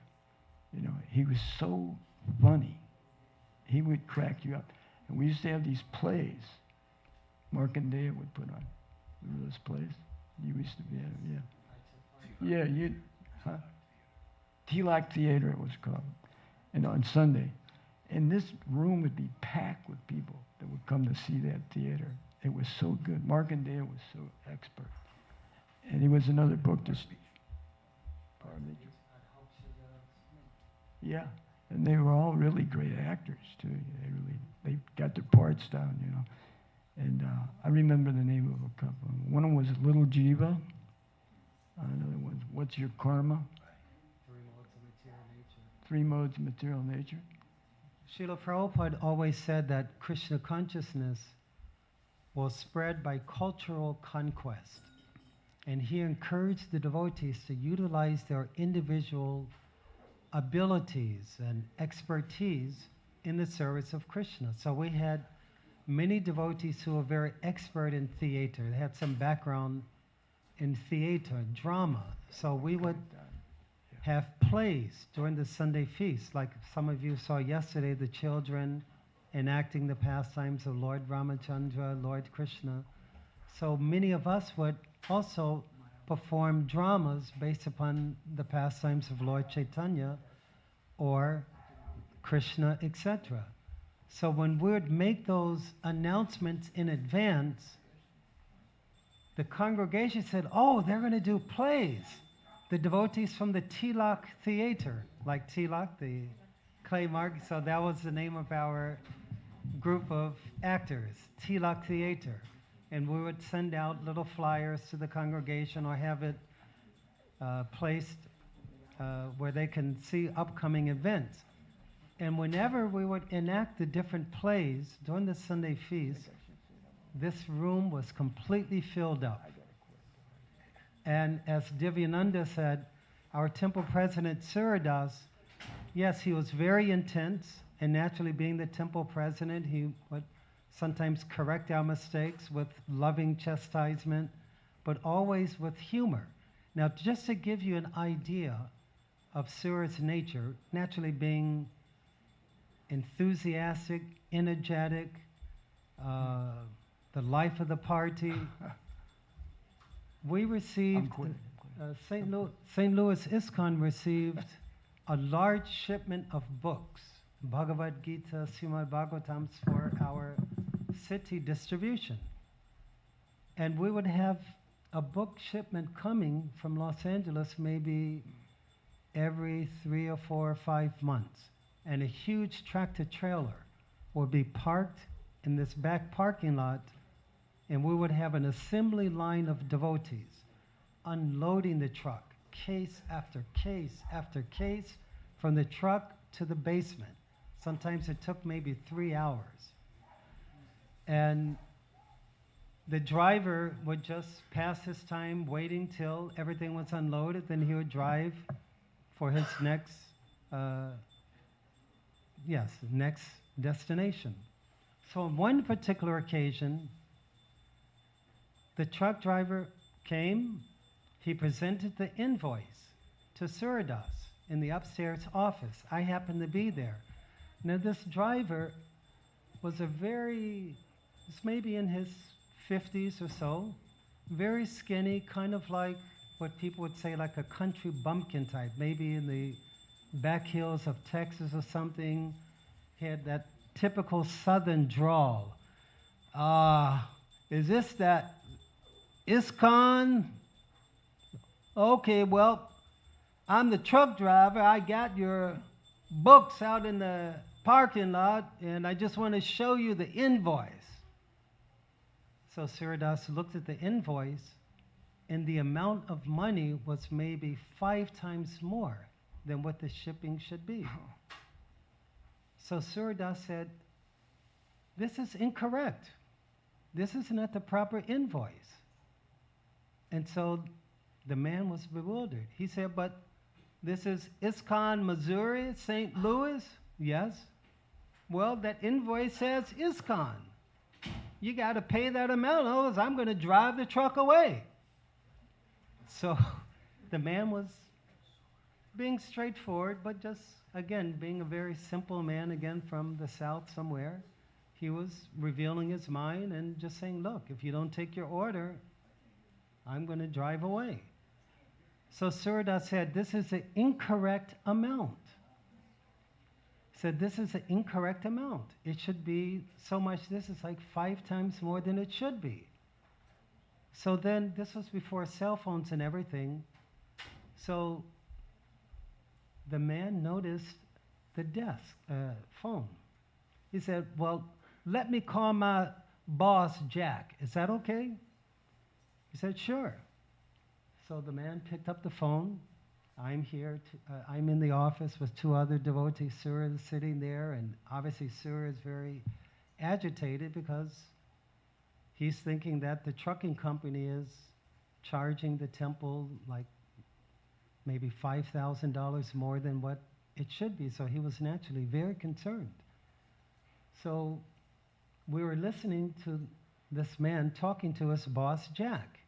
And he said, well, I told him, I said, the invoice says ISKCON. I'm standing right in the office, and this manager of ISKCON, he's right here, and he's just saying that's too much money. And so the man said, all right, hold on.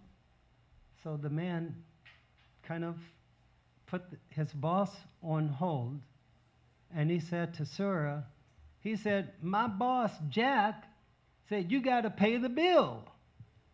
So Surya said, just instantaneously, spontaneously, your boss, Jack, is a jackass. And this truck driver's mouth just, what? He said, let me talk to him.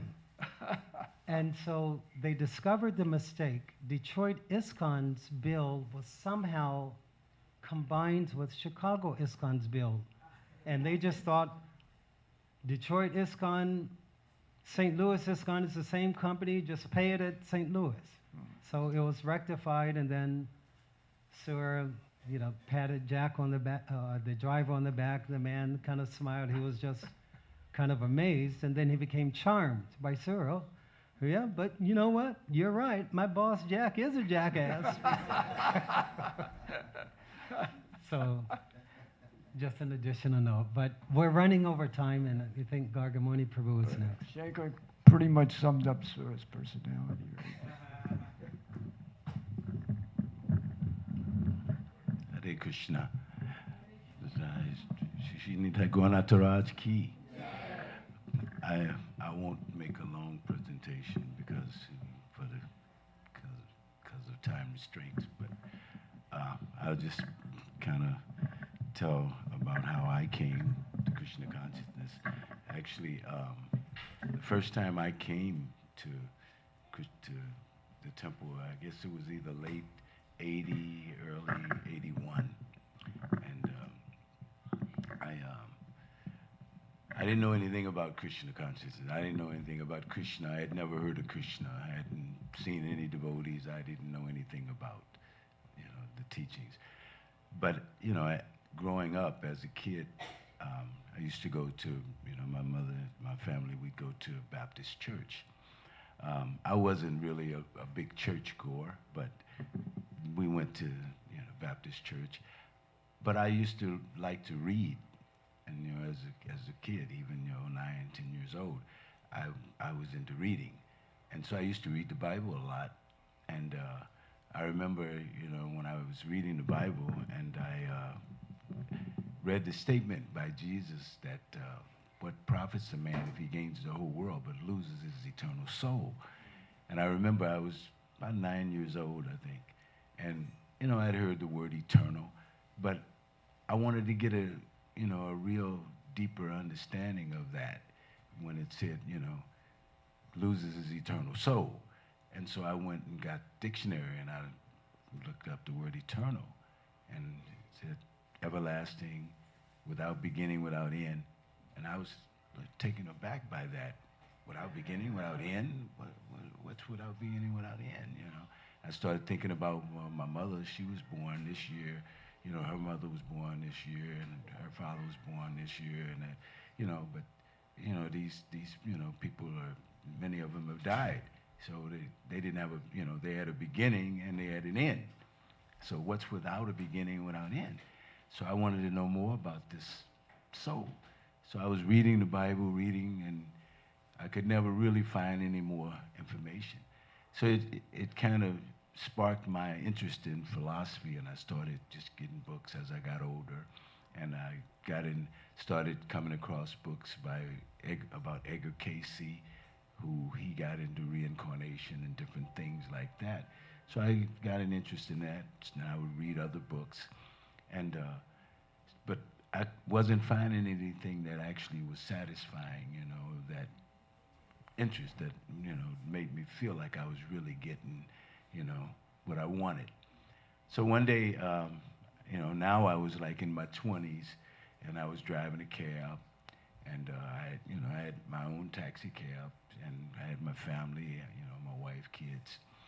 But I was feeling like something was missing, you know, in my life. And so, but I was always still reading, you know, I had a set of Bible encyclopedia sets. I used to read that regularly. And I remember there was one prayer in there I read, and it said, Jesus said that one should pray to God like this: make me an instrument of thy will.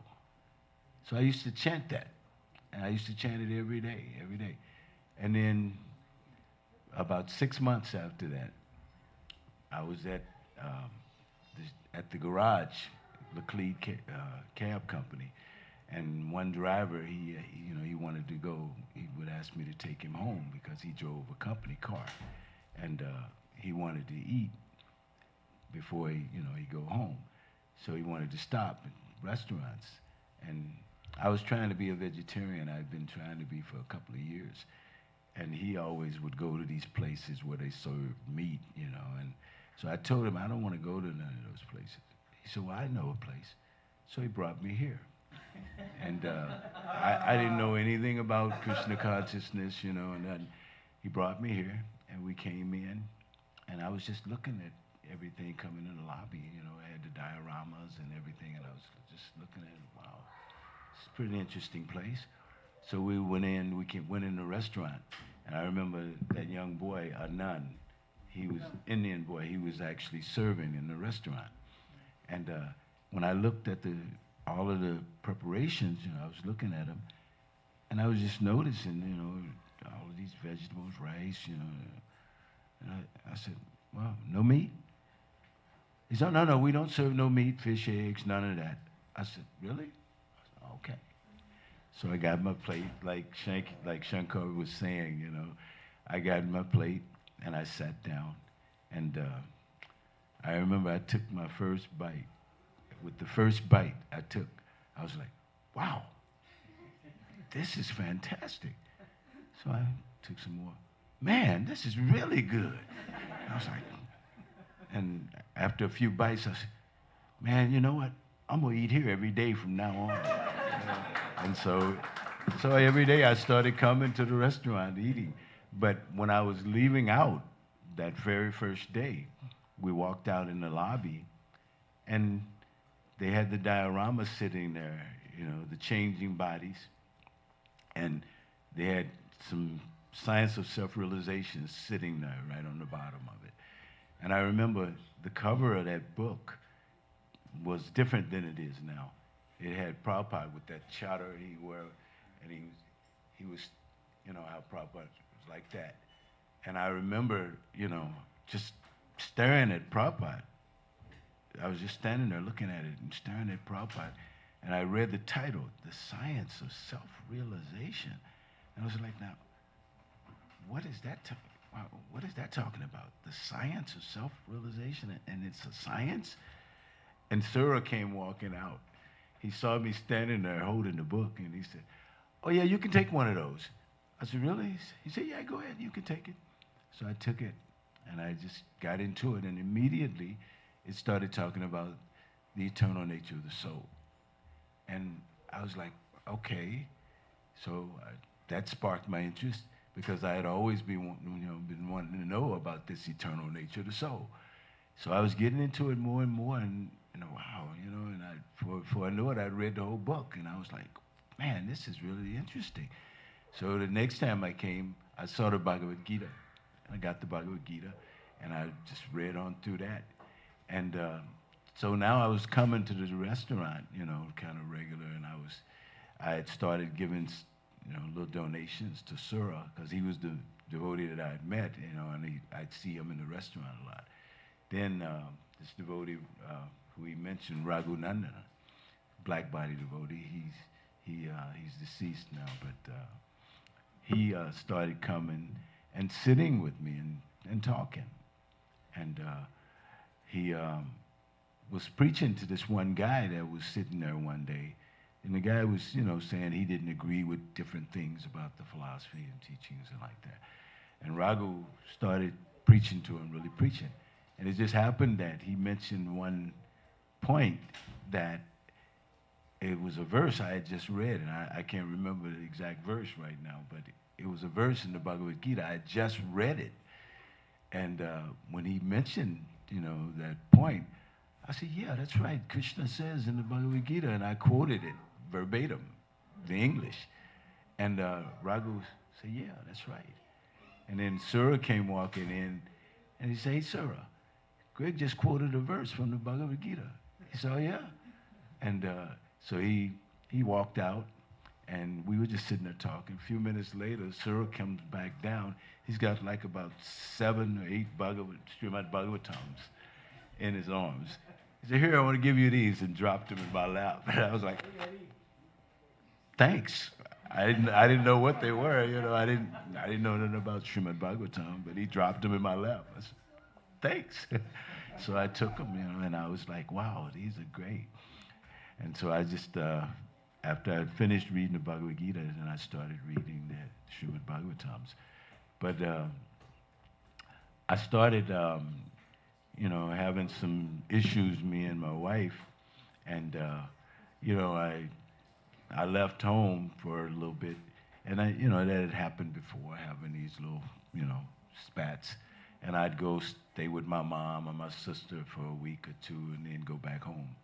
So this time I wanted to do something different. I didn't want her to be able to put her hands on me, call and say, yeah, where's he at? Let me talk to him, So I decided my friend lived right around the corner from the temple. And I started coming to the temple, coming to the evening classes and, sometimes the morning classes. And so I thought, well, I'm staying. I asked him, could I stay with him? He said, yeah. So I was staying there, and I was coming now to the morning, I was coming, not to Mangalartik, but I was coming to Guru Puja, and then I'd come back for the class in the evening, I'd stay for the class. And I met Shankar and, all the other devotees, Raghunandana already, Markandeya, all of these different Mahamantra, Vaisheshika was coming, and what was his name? Raghu Ganguly, he was here. Yadu Ganguly, there was a lot of devotees that was here, and I was meeting all these devotees. So I was like, wow, I could, if I stayed in the temple, I could have the association of these devotees, like that. So I asked Sura, I said, hey, you think I could move in the temple, and stay in the temple? He said, yeah, sure.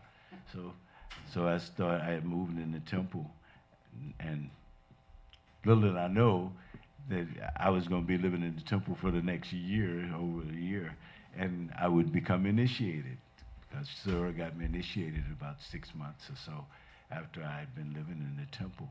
And so I stayed in the temple and attended services and like that.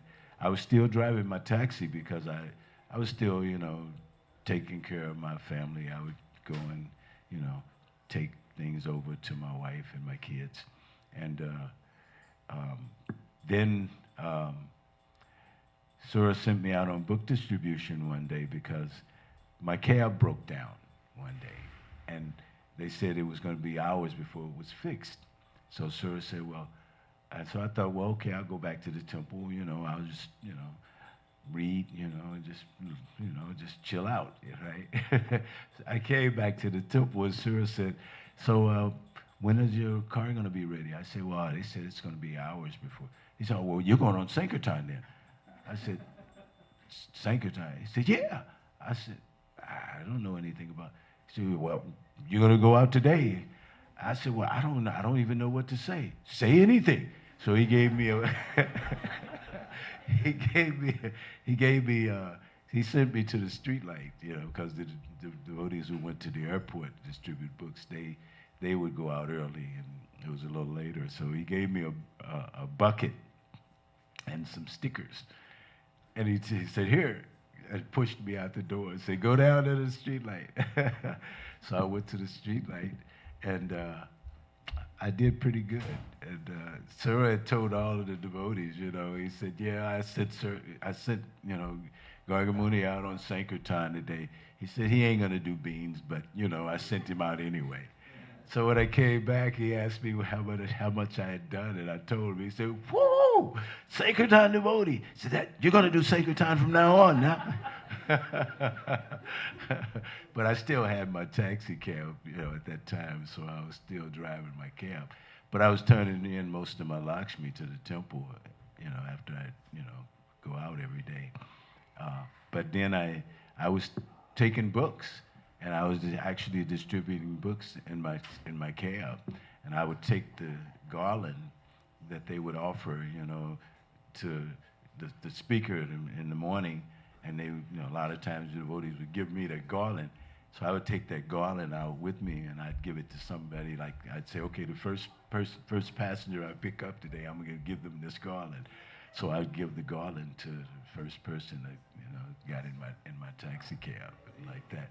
And I was distributing books like that. Then I had a little problem with the president of the cab company, and he fired me.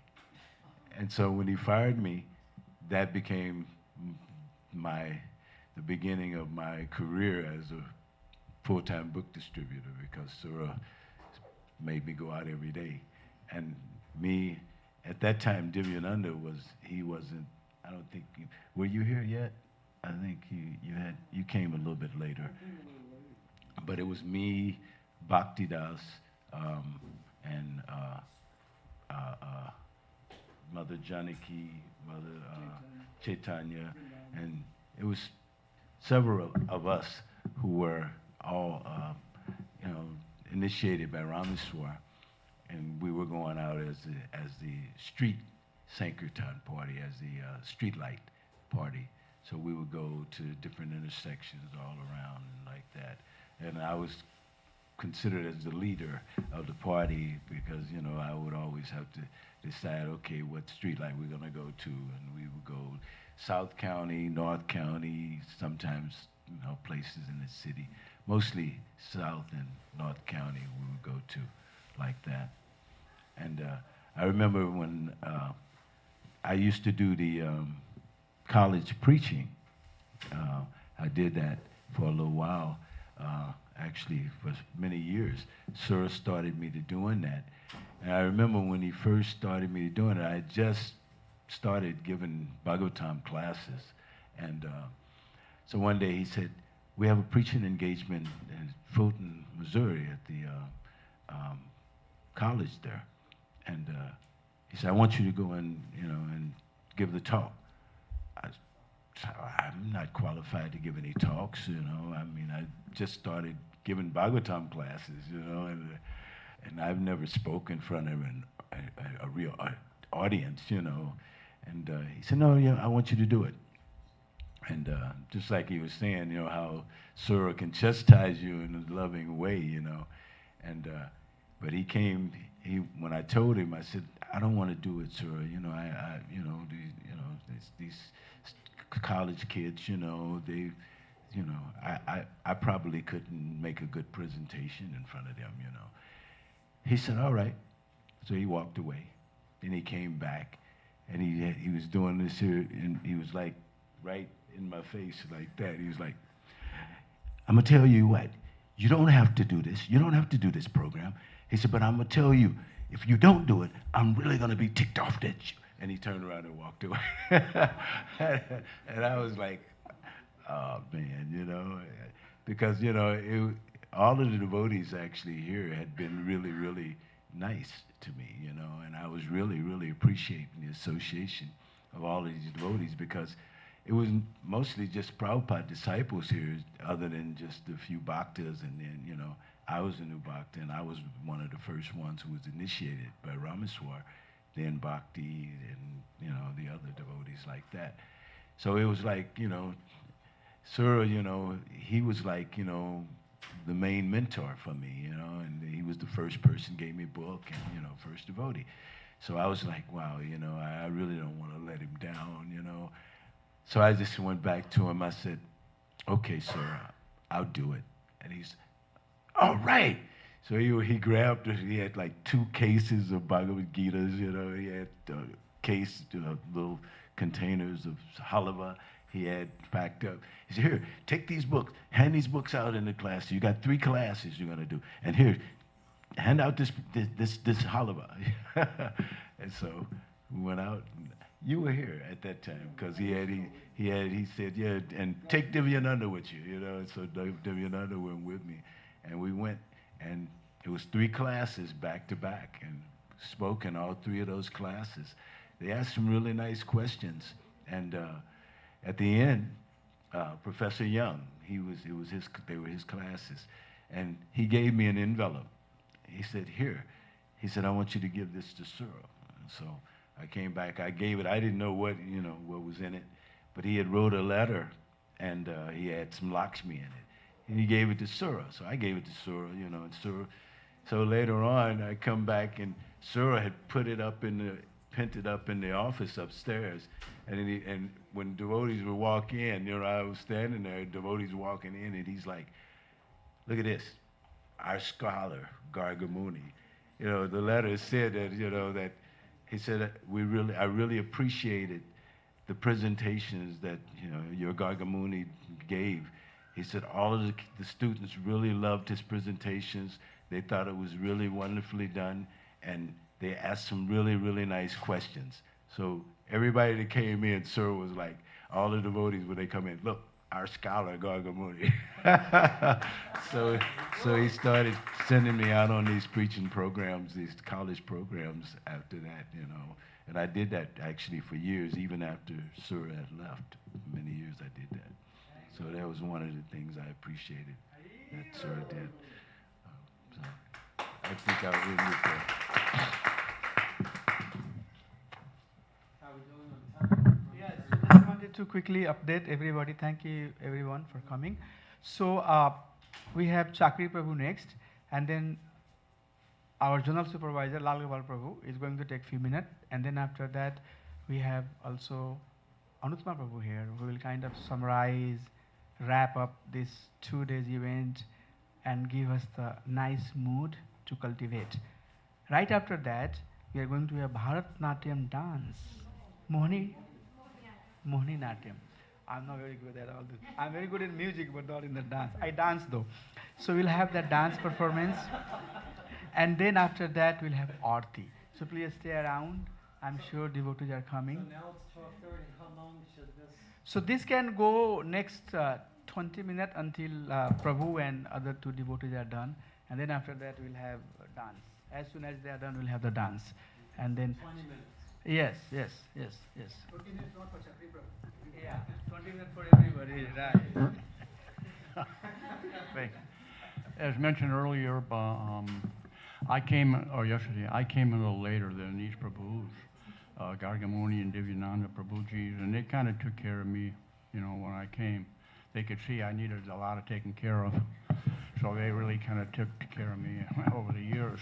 Didn't help much, but anyway, so I wanted to mention 2 real quick. I thought of a few just a few little things. There's only 2 persons. I want to make the best use of this time, because only 2, you and you, will be here for the 100th anniversary. So we want to make the best use of that time. Yeah. And so, sure. And Shankar Prabhuji was saying about Sura Prabhu, how he compared him to Lord Shiva, and I was thinking that's true in many ways, because Sura Prabhu could take persons who were totally in tamaguna and somehow dovetail that and somehow get them to upgrade from that lower mode. And, you could see that. So that was a comparison that he made. And then I remember Sura Prabhu, he was here, as I mentioned, I came later, and so I was upstairs, and everybody was at the Christmas marathon out doing Sankirtan, and nobody was here to address the deities, and I didn't have second initiation, but he said, you go down there and put the deities to rest. And I said, I've never been on the altar. I don't know how to, just go down there and put the deities to rest. So that was and then I was doing the artik one day, and he came, I think I mentioned it, he came and opened the door there on the altar, and he said, you didn't turn in your Lakshmi. And I said, no, I'm sorry, this is another example. Gargamuni Prabhu, he came and looked on the altar for some reason. And I complained to Sura. I said, Sura Prabhu, he interrupted the artik. He looked right on the altar while I was doing the artik, and Sura Prabhu said, if you give $20,000 a year, you can do that too, because back then that was worth about 50,000 or more. Anyway. And then, as I mentioned, I was doing, Sura Prabhu came on a door too, and he said, well, where's your Lakshmi? I was doing the artik, and he said, get up here right now and give me that Lakshmi, because he knew that Lakshmi is the consort of Narayan, so he was very connected with that. So, as I mentioned, I came later, so there's so many unlimited pastimes here in St. Louis, like that, but many different devotees came and left. We had a whole list of devotees. So, like I mentioned, you two people, you'll be here for the next anniversary, the 100th anniversary. So please pick up the legacy. Take up the legacy and help to spread Krishna consciousness, because that's the mission, the mood that Srila Prabhupada instilled in all of us, in terms of whatever mode we've been born into. So anybody have anybody else may? Oh, so that's about all I had to say. Thank you. Good round of applause to all the devotees. Please stay seated. Don't move. I would like to really, request all of you to be here. Prabhu, can you come here and just talk a few minutes? And then after that, we'll have Anuttama Prabhu wrapping it up very nicely. So.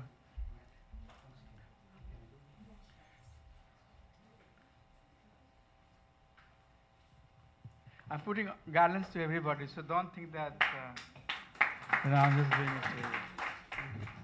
I got to take it off, otherwise I'm already having allergy. So, I'll just stand for a while. Okay, he feels more comfortable standing. Yeah. Chakri Prabhu is like our Brahma, who knows the future, who leaves what time, when they're going to leave the body. He knows everything. So that's why he said, you're going to live 100 years, you're going to live 50 years, 20 years. So he can see the future very well. Thank you, Chakri Prabhu, Gargamuni Prabhu, and Divyananda Prabhu, and Shankar Pandit Prabhu, and Chitralekha Mataji, and Vamanadev Prabhu, who left a few hours back, and of course, our dear Maharaj, who's getting ready for the evening program. Thank you all for coming. Thank you. Note again, Ramacharya Prabhu will be closing at the end. One of the thing is that we, including myself, we all came in 2000 time period. I came to temple first time was, I think it's late 2000 or early 2001. First time I came, and Surpal was the temple president. Prabhu was a temple president at the time. And then later, when I start coming regularly, I moved over here in the block, just one block away in the corner. My partner, neighbor was Bhakta Jasi Prabhu. That's where I lived, in this building over here before I moved out. And anyway, it's not about my story here. What I want to say is that And then I got very much association of Mahamuni Prabhu. Then it was very nice at that time. But going back over here among us, besides all these great, wonderful devotees here, we have one more person from congregation's perspective. I still consider Gargamuni Prabhu as a temple devotee, even though he's outside living. But one of the devotee over here who's been here, coming to the temple in 1995. And that person is sitting here in one of our congregation member. And that is Krishna Ratikeli Mataji. She strictly said not to call out her name and not to give the mic to her. I'm a very disobedient person. I'm going to give the mic to her.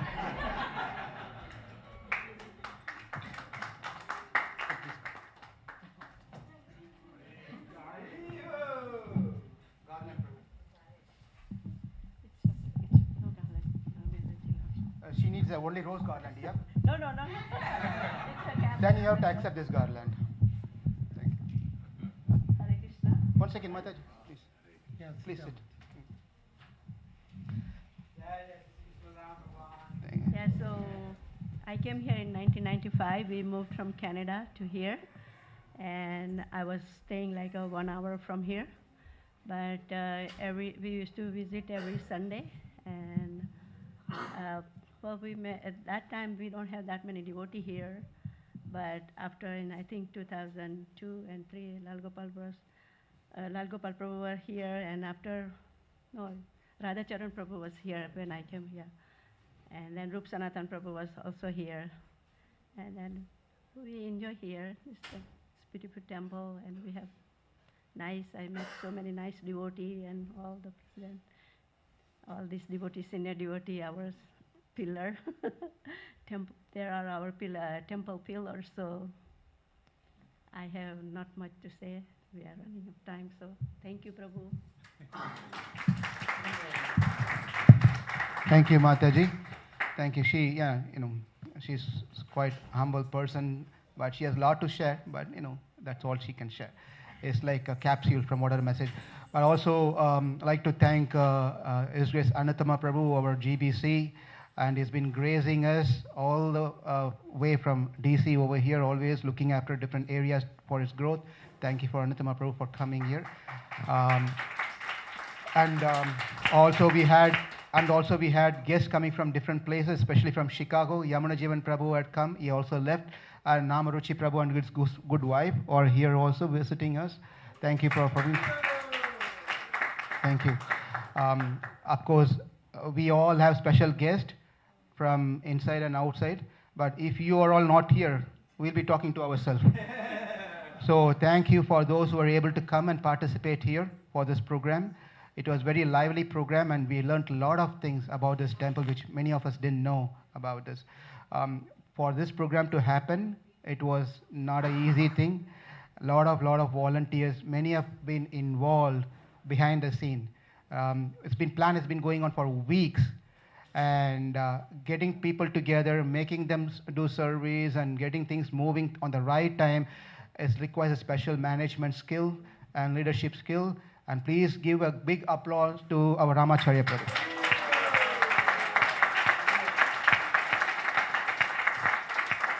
And Ramacharya Prabhu and Karnanidhi Mataji has been working hard. She's been coming with our Veena Mataji and many others, and coming and doing many things over here. So I'm not calling out everyone's name because I know you're all very humble. You don't want to be called out. So I'm just calling a few names here.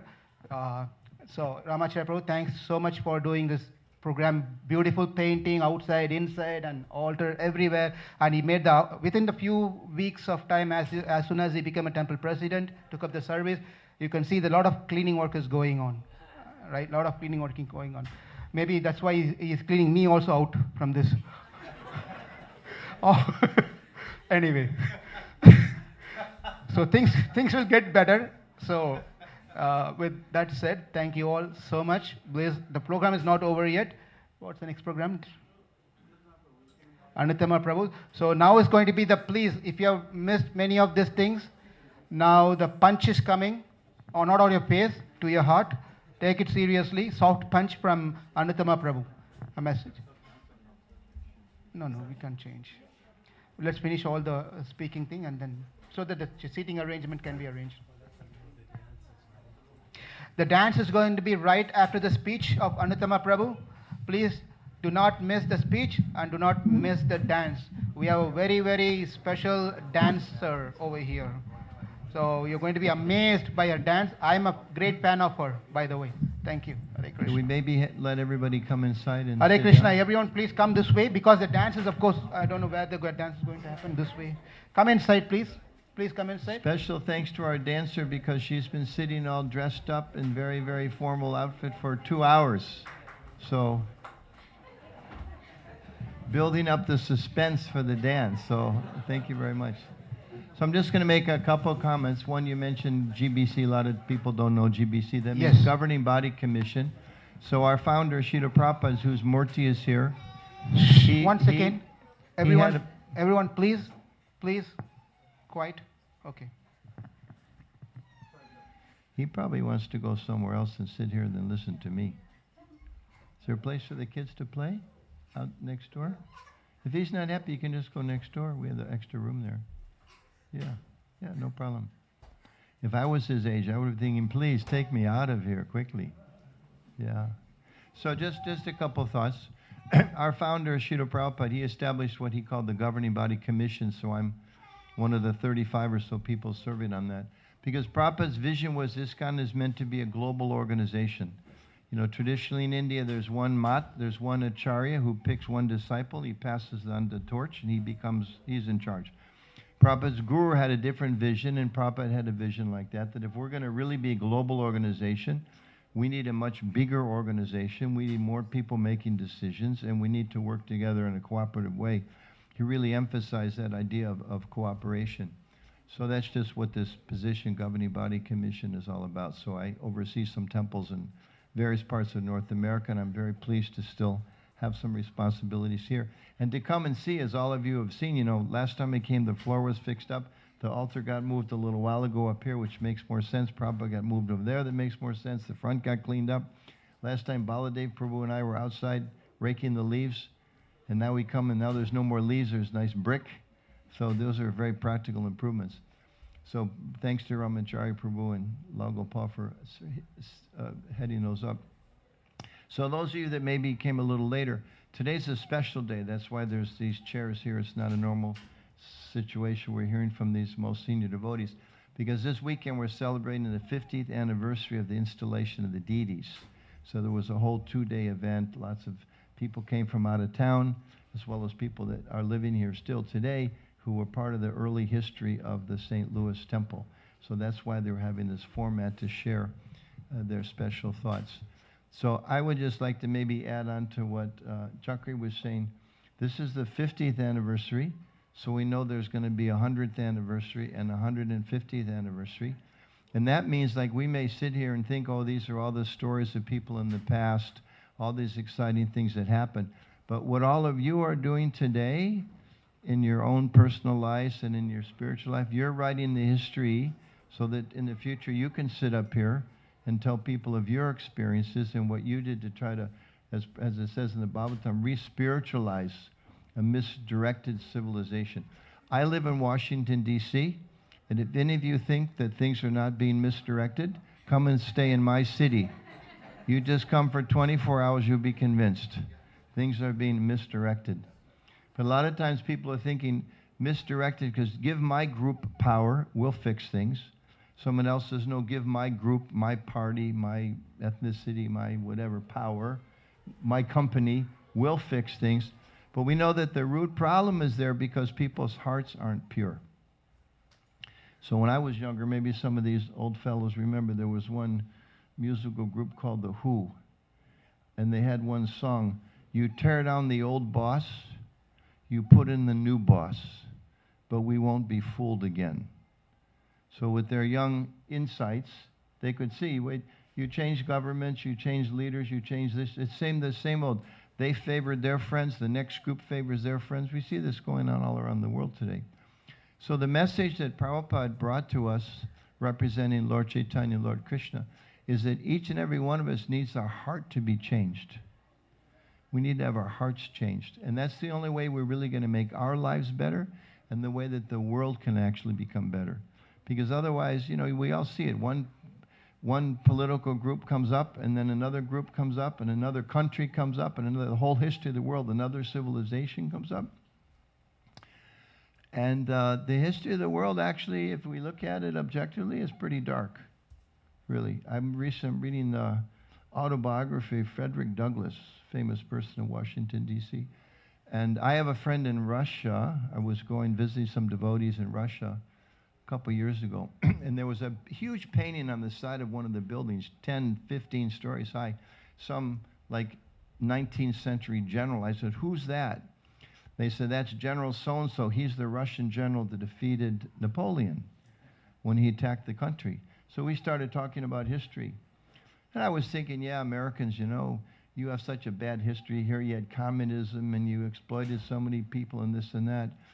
And then this friend of mine, devotee friend, woman, it was a group of us there together. She said, "Well, you know what? I know about American history." I said, "No, what do you know about American history?" She said, "Well, two main things. You killed the natives and you enslaved the black people." I was shocked. I thought, no, I was raised in America. We have Thomas Jefferson, who his personal history is not so good. You know, George Washington, his personal history is not so good. I personally was raised in the era of Vietnam War. 50,000 of our colleagues went to Vietnam and were killed. So many others were really kind of messed up, psychologically, physically to some extent. A few years later, the Secretary of Defense, a little history lesson for those of you who don't know, his name was McNamara. He was the Secretary of Defense under the presidents at that time. He publicly said, "We made a big mistake. We never should have gone to Vietnam." So we're all thinking, you know, what about our 50,000 friends that were killed? And now you say it was a mistake? So I just mention this because well-intended people make a lot of mistakes. The Europeans that first came here, they thought they were civilizing the place. You hear these days about practically every week, there's another expose about Native American people or First Nation they're referred to in Canada, and about how they were forced to give up their culture, forced to enter certain types of schools. We know many of you are from India. You know the history of exploitation of the lower caste people in India. Horrendous, horrendous. There's some movies about that recently too. The idea is that people tend to unfortunately exploit one another. You know, the boss sometimes exploits people. As the boss, sometimes we exploit people. How are we going to change that? Sometimes people go to church, they go to mosque, they go to temple, and they pray, "Dear God, please, you know, help me overcome my difficulties, help me lead a better life." In our movement given to us by Srila Prabhupada, we come and we pray things maybe we need, you know, please help me graduate, please let me help make my daughter's marriage more peaceful, whatever we may pray for. But we also pray, "Please, Krishna, cleanse my heart. Let me be a source of uplifting the world and not bringing down the world." So in that way, we understand that really the purpose of human life is not, and the purpose of our spiritual activities, our religious activities, is not so much to worship. You know, we don't come here to worship. We actually come here to be transformed. That's why we go out on the streets to chant Hare Krishna. We had a group of devotees the other night. We had a lot of fun, about 25 or 30 of us. We were out and we're singing and dancing on the street. People actually love it. We go there because we have experience and we have faith, and by hearing this mantra, people's hearts and minds are purified and they're changed. Like we're hearing about, these are three stalwarts here of the St. Louis community, distributing Srila Prabhupada's, we say Prabhupada's books, they're not really Prabhupada's books, they're his commentaries and his translation of the ancient Shastra, which, you know, he didn't bring anything new, he was teaching the ancient teachings in a way that people can understand it, to purify people's hearts, to help transform people. So that's why we're celebrating 50 years of this temple here, 50 years in the past and 50 years in the future. And we invite everyone here, please look more deeply at what this Krishna consciousness movement, what this ISKCON society is offering. Because it's not only a place that has great food. We have great food. It's wonderful. We all know that, you know. Anybody know Jayapataka Swami? Raise your hands if you know or have heard of Jayapataka Swami. Okay. So Maharaj said from all of his travels around the world, he's a great connoisseur of prasadam. He said the 3 best menus in the world, don't be offended if you're not from one of these places. He said the best breakfast in the entire world is from South India. Any South Indians here? Okay, good. Congratulations. All glories to dosa and chutney and upma and so many things like. Thank you very much. Italy. And then he said, he said, his pronouncement, he said, then for lunch, the best cuisine of the entire world is Bengali. Any Bengalis here? A few, okay. Congratulations, very good. And I don't know if we have any of these. Then he said, and for the best dinner in the world, anybody want to guess? Sorry, it's not from India. Sorry, I'm sorry to disappoint you. He said the best dinner in the world? Italian. Italian. Those of us that travel, I would agree, Italian, yeah. But the key is, whether one eats Bengali food or Maharati food or Russian cuisine, you can eat borscht, you know, but we connect it to Krishna. The food itself becomes a process of transformation. That's what the Vaishnava tradition teaches, you know. Music becomes a source of transformation. Just like, I don't even know your name. What's your name? What? Savakanti. So how many years you been playing Madanga? 12 years. She plays the drum like a 50-year-old man who's been practicing for 40 years of his life. She's very expert. Very expert. Because she plays the drum for Krishna. And people play harmonium for Krishna. They sing for Krishna. They draw paintings for Krishna. She picked it up very quickly, too. I remember when she first started playing it. Really? She picked it up very quickly. Yeah. So whatever our skills are, we can connect that with Krishna, we connect that with Vishnu, connect that with God. And then in that way, our own lives become a source of transformation, and we can help transform the people around us. So that's the message that comes from this society. And any of you who are feeling maybe a little like Prabhupada uses the word pinprick, sometimes like if you, like sometimes people, they give you these garlands. You ever had them give you one of these with a pin in it? Sometimes you get one of these. Yeah, hopefully accidentally. But sometimes where the deities are bigger, they'll take a garland to spend on the deities, and maybe it was pinned up this way or that way. And they'll give it to you, and they put it on. It's like, ouch, ouch. So it's a very nice garland, you know. Ooh, ouch, what happened? So there's a pinprick. So this material world is described like that. I mean, in so many ways, it's very nice. I mean, we live in America. There's nice cities. There's relatively peaceful environments, right? Nobody's bombing us like in Ukraine today. If you lived in Ukraine, you don't know if your apartment building is going to be standing tomorrow morning. No, it's not funny. Whoever laughed, it's not funny. It's terribly serious. So there's parts of the world, there's civil wars going on right now. I mean, we live in a fairly comfortable, government's crazy, but it's a relatively stable environment. The economy's relatively stable. Most people have jobs. Most people have roofs. Most people, not everybody. So it's relatively comfortable. But at the same time, there's a pinprick.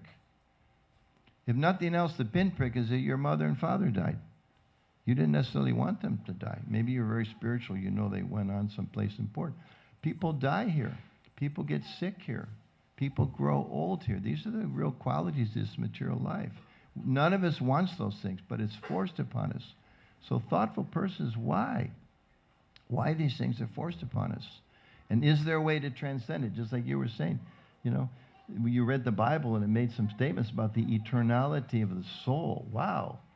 Nobody talks about that.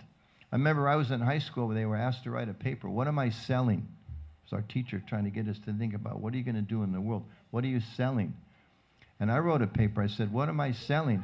I don't know if I want to enter the marketplace. What do I have to give up if I'm going to enter this marketplace? What are they going to take from my soul? What are they going to take from me? I got a C-. The teacher completely over her head.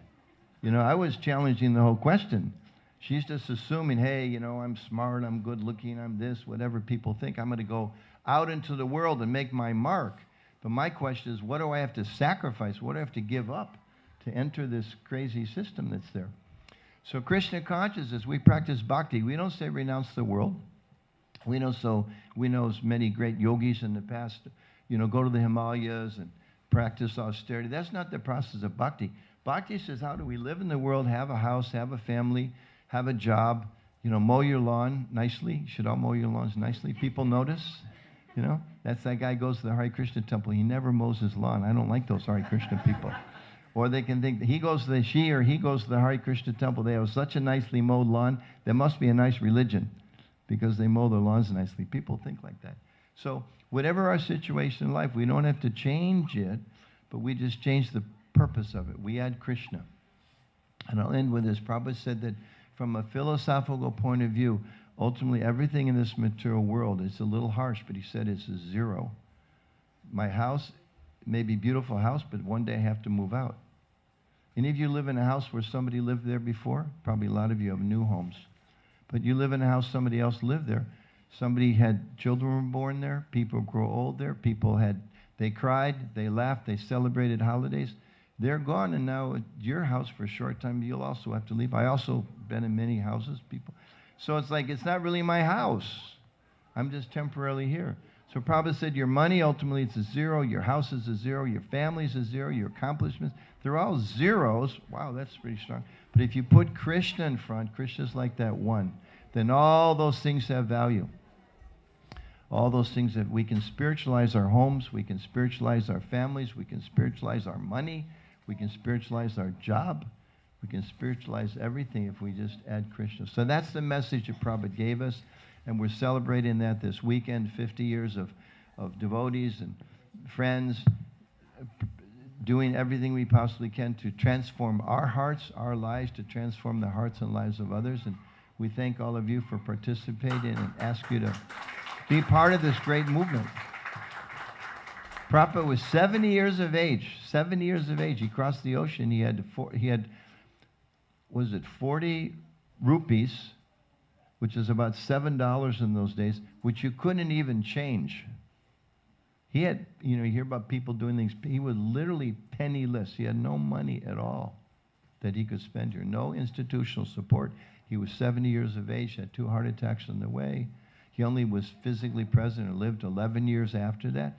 All of this is a result of what he's done. So these devotees here, they're talking about their stories and how their lives were changed. In the same way, our society has, we pray, positively impacted all of your lives. We just ask you all, go deeper. Don't think it's some superficial thing. We come, we have darshan, we say a prayer, give a few dollars, and we go away. No, we want to change our hearts. We want to change the world for the better. That's what Prabhupada inspired us to do. So thank you for being a part of this. We appreciate that. And Shishi Gaur, Nitai Gaur, Natura. Yeah, and continue to come back. Whether you like South Indian food, Italian food, Bengali food, you can get all 3 here.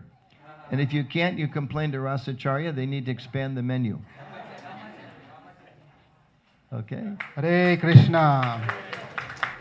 So thank you. Once again, please give applause to His Grace Anuttama Prabhu. So for us, for who we are staying, for us, the local devotees here, if we have been thinking that we have been already doing a lot of services, then this 3 days would have told us what the level of service we've been doing compared to what's been done by all these great souls. So if anyone is feeling that you are too much doing services, let's meditate on this 3 days hearing from all these great wonderful souls. It's not even close to 1% in my opinion, personally. We can do a lot, contribute a lot to the temple and to please Prabhupada and all these great devotees who are living this temple in our hands to take it further. So we have a big responsibility to take it and move forward to please them. And they're having a big trust on us. Therefore, let's help the temple as much as we could. Give extra time. The real, the mode of service comes only when we go beyond the comfort zone. If you're just trying to sit into the comfort zone and think, I'm also doing service, that's okay. But we have to extend our comfort zone to go another extra mile. That's when Krishna is pleased and Prabhupada is pleased. All these wonderful senior devotees are pleased. So let's try to put another extra mile as we grow into Krishna consciousness. Thank you all one more time. Nitai Gaur Nataraj ki jai. Now the mic is handed over to Hare Krishna. So good round of applause for everything that happened over the last 2 days. Please, please, please, please, good round of applause. Hare, please do it a little longer. Lot of lesson we learned over last 2 days. We are very excited to do more festivals like that. Before I start getting into the next program, I would like to call out few names such as Ashok Prabhu. Whenever I say the name, please applaud for them. Ashok Prabhu, Nadia Kishore Prabhu, Badarabhi Mataji, Ravindranath Govinda Prabhu, Venu Madhurya Prabhu, Deyar Padam Disa Prabhu, and Karunanidhi, Bina Mataji, everybody else. If I am forgetting any name, thank you so much for all the support and services that you provided. Thank you so much all the hosts who hosted the devotee who came here. Thank you so much for everything that we did, and we have to do more. As Prabhu said, we have to do more. So I would like to also honor devotee who came from outside. So Vedari Mataji, please, just a small token of appreciation from our side, from Krishna Balaram Temple, ISKCON St. Louis. So Vedari Mataji, please honor Anutma Prabhu.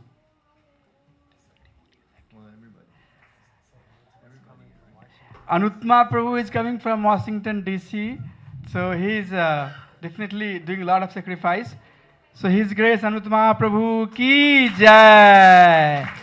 Next we are going to have Shankar Pandit Prabhu coming from Chicago. Shankar Pandit Prabhu ki jai. And we would also like to invite Namaruchi Prabhu. Please come Prabhu here. Please come in front. Hare Krishna. Don't be so shy. Please come here. So he's also from Chicago. Thank you so much, Prabhu. Hare Krishna. Last but not least, good round of applause and thank you to all of our devotees who have been serving over many years. Thank you so much. Srila Prabhupada ki. ISKCON founder Acharya, His Divine Grace Prabhupada ki. Nityai Gaur Nataraj, 58th installation ceremony ki. St. Louis Bhakta Vrind ki. Anant Koti Vaishnava Vrind ki. Jai. So with that, I would like to hand it over to our dance team. Please come forward.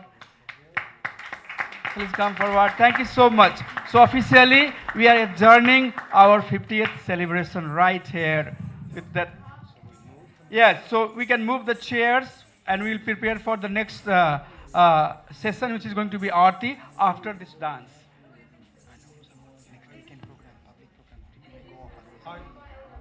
Confirm with her. Should we stay here or No, they will need more space.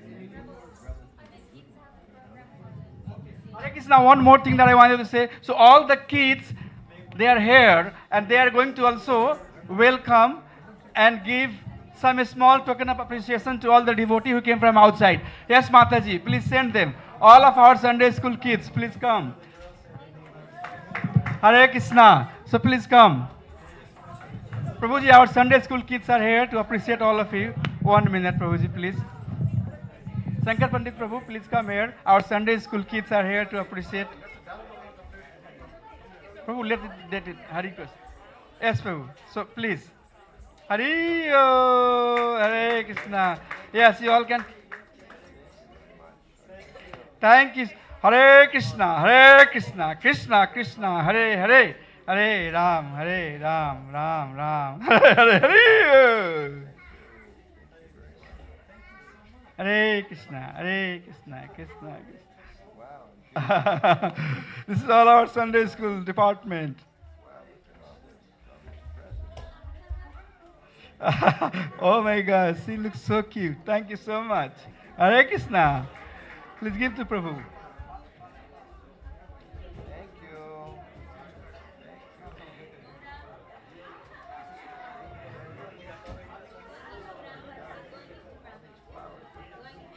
You can put it in the back.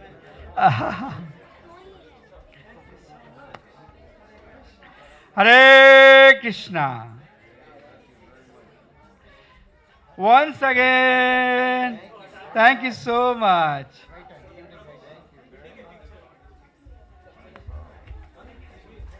Thank you. Good round of applause to all of our Sunday school kids.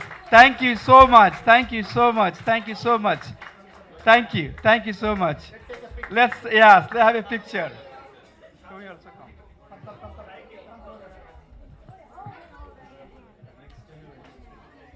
come? Come closer, come closer. Hey, no, go on. Sit, stand here.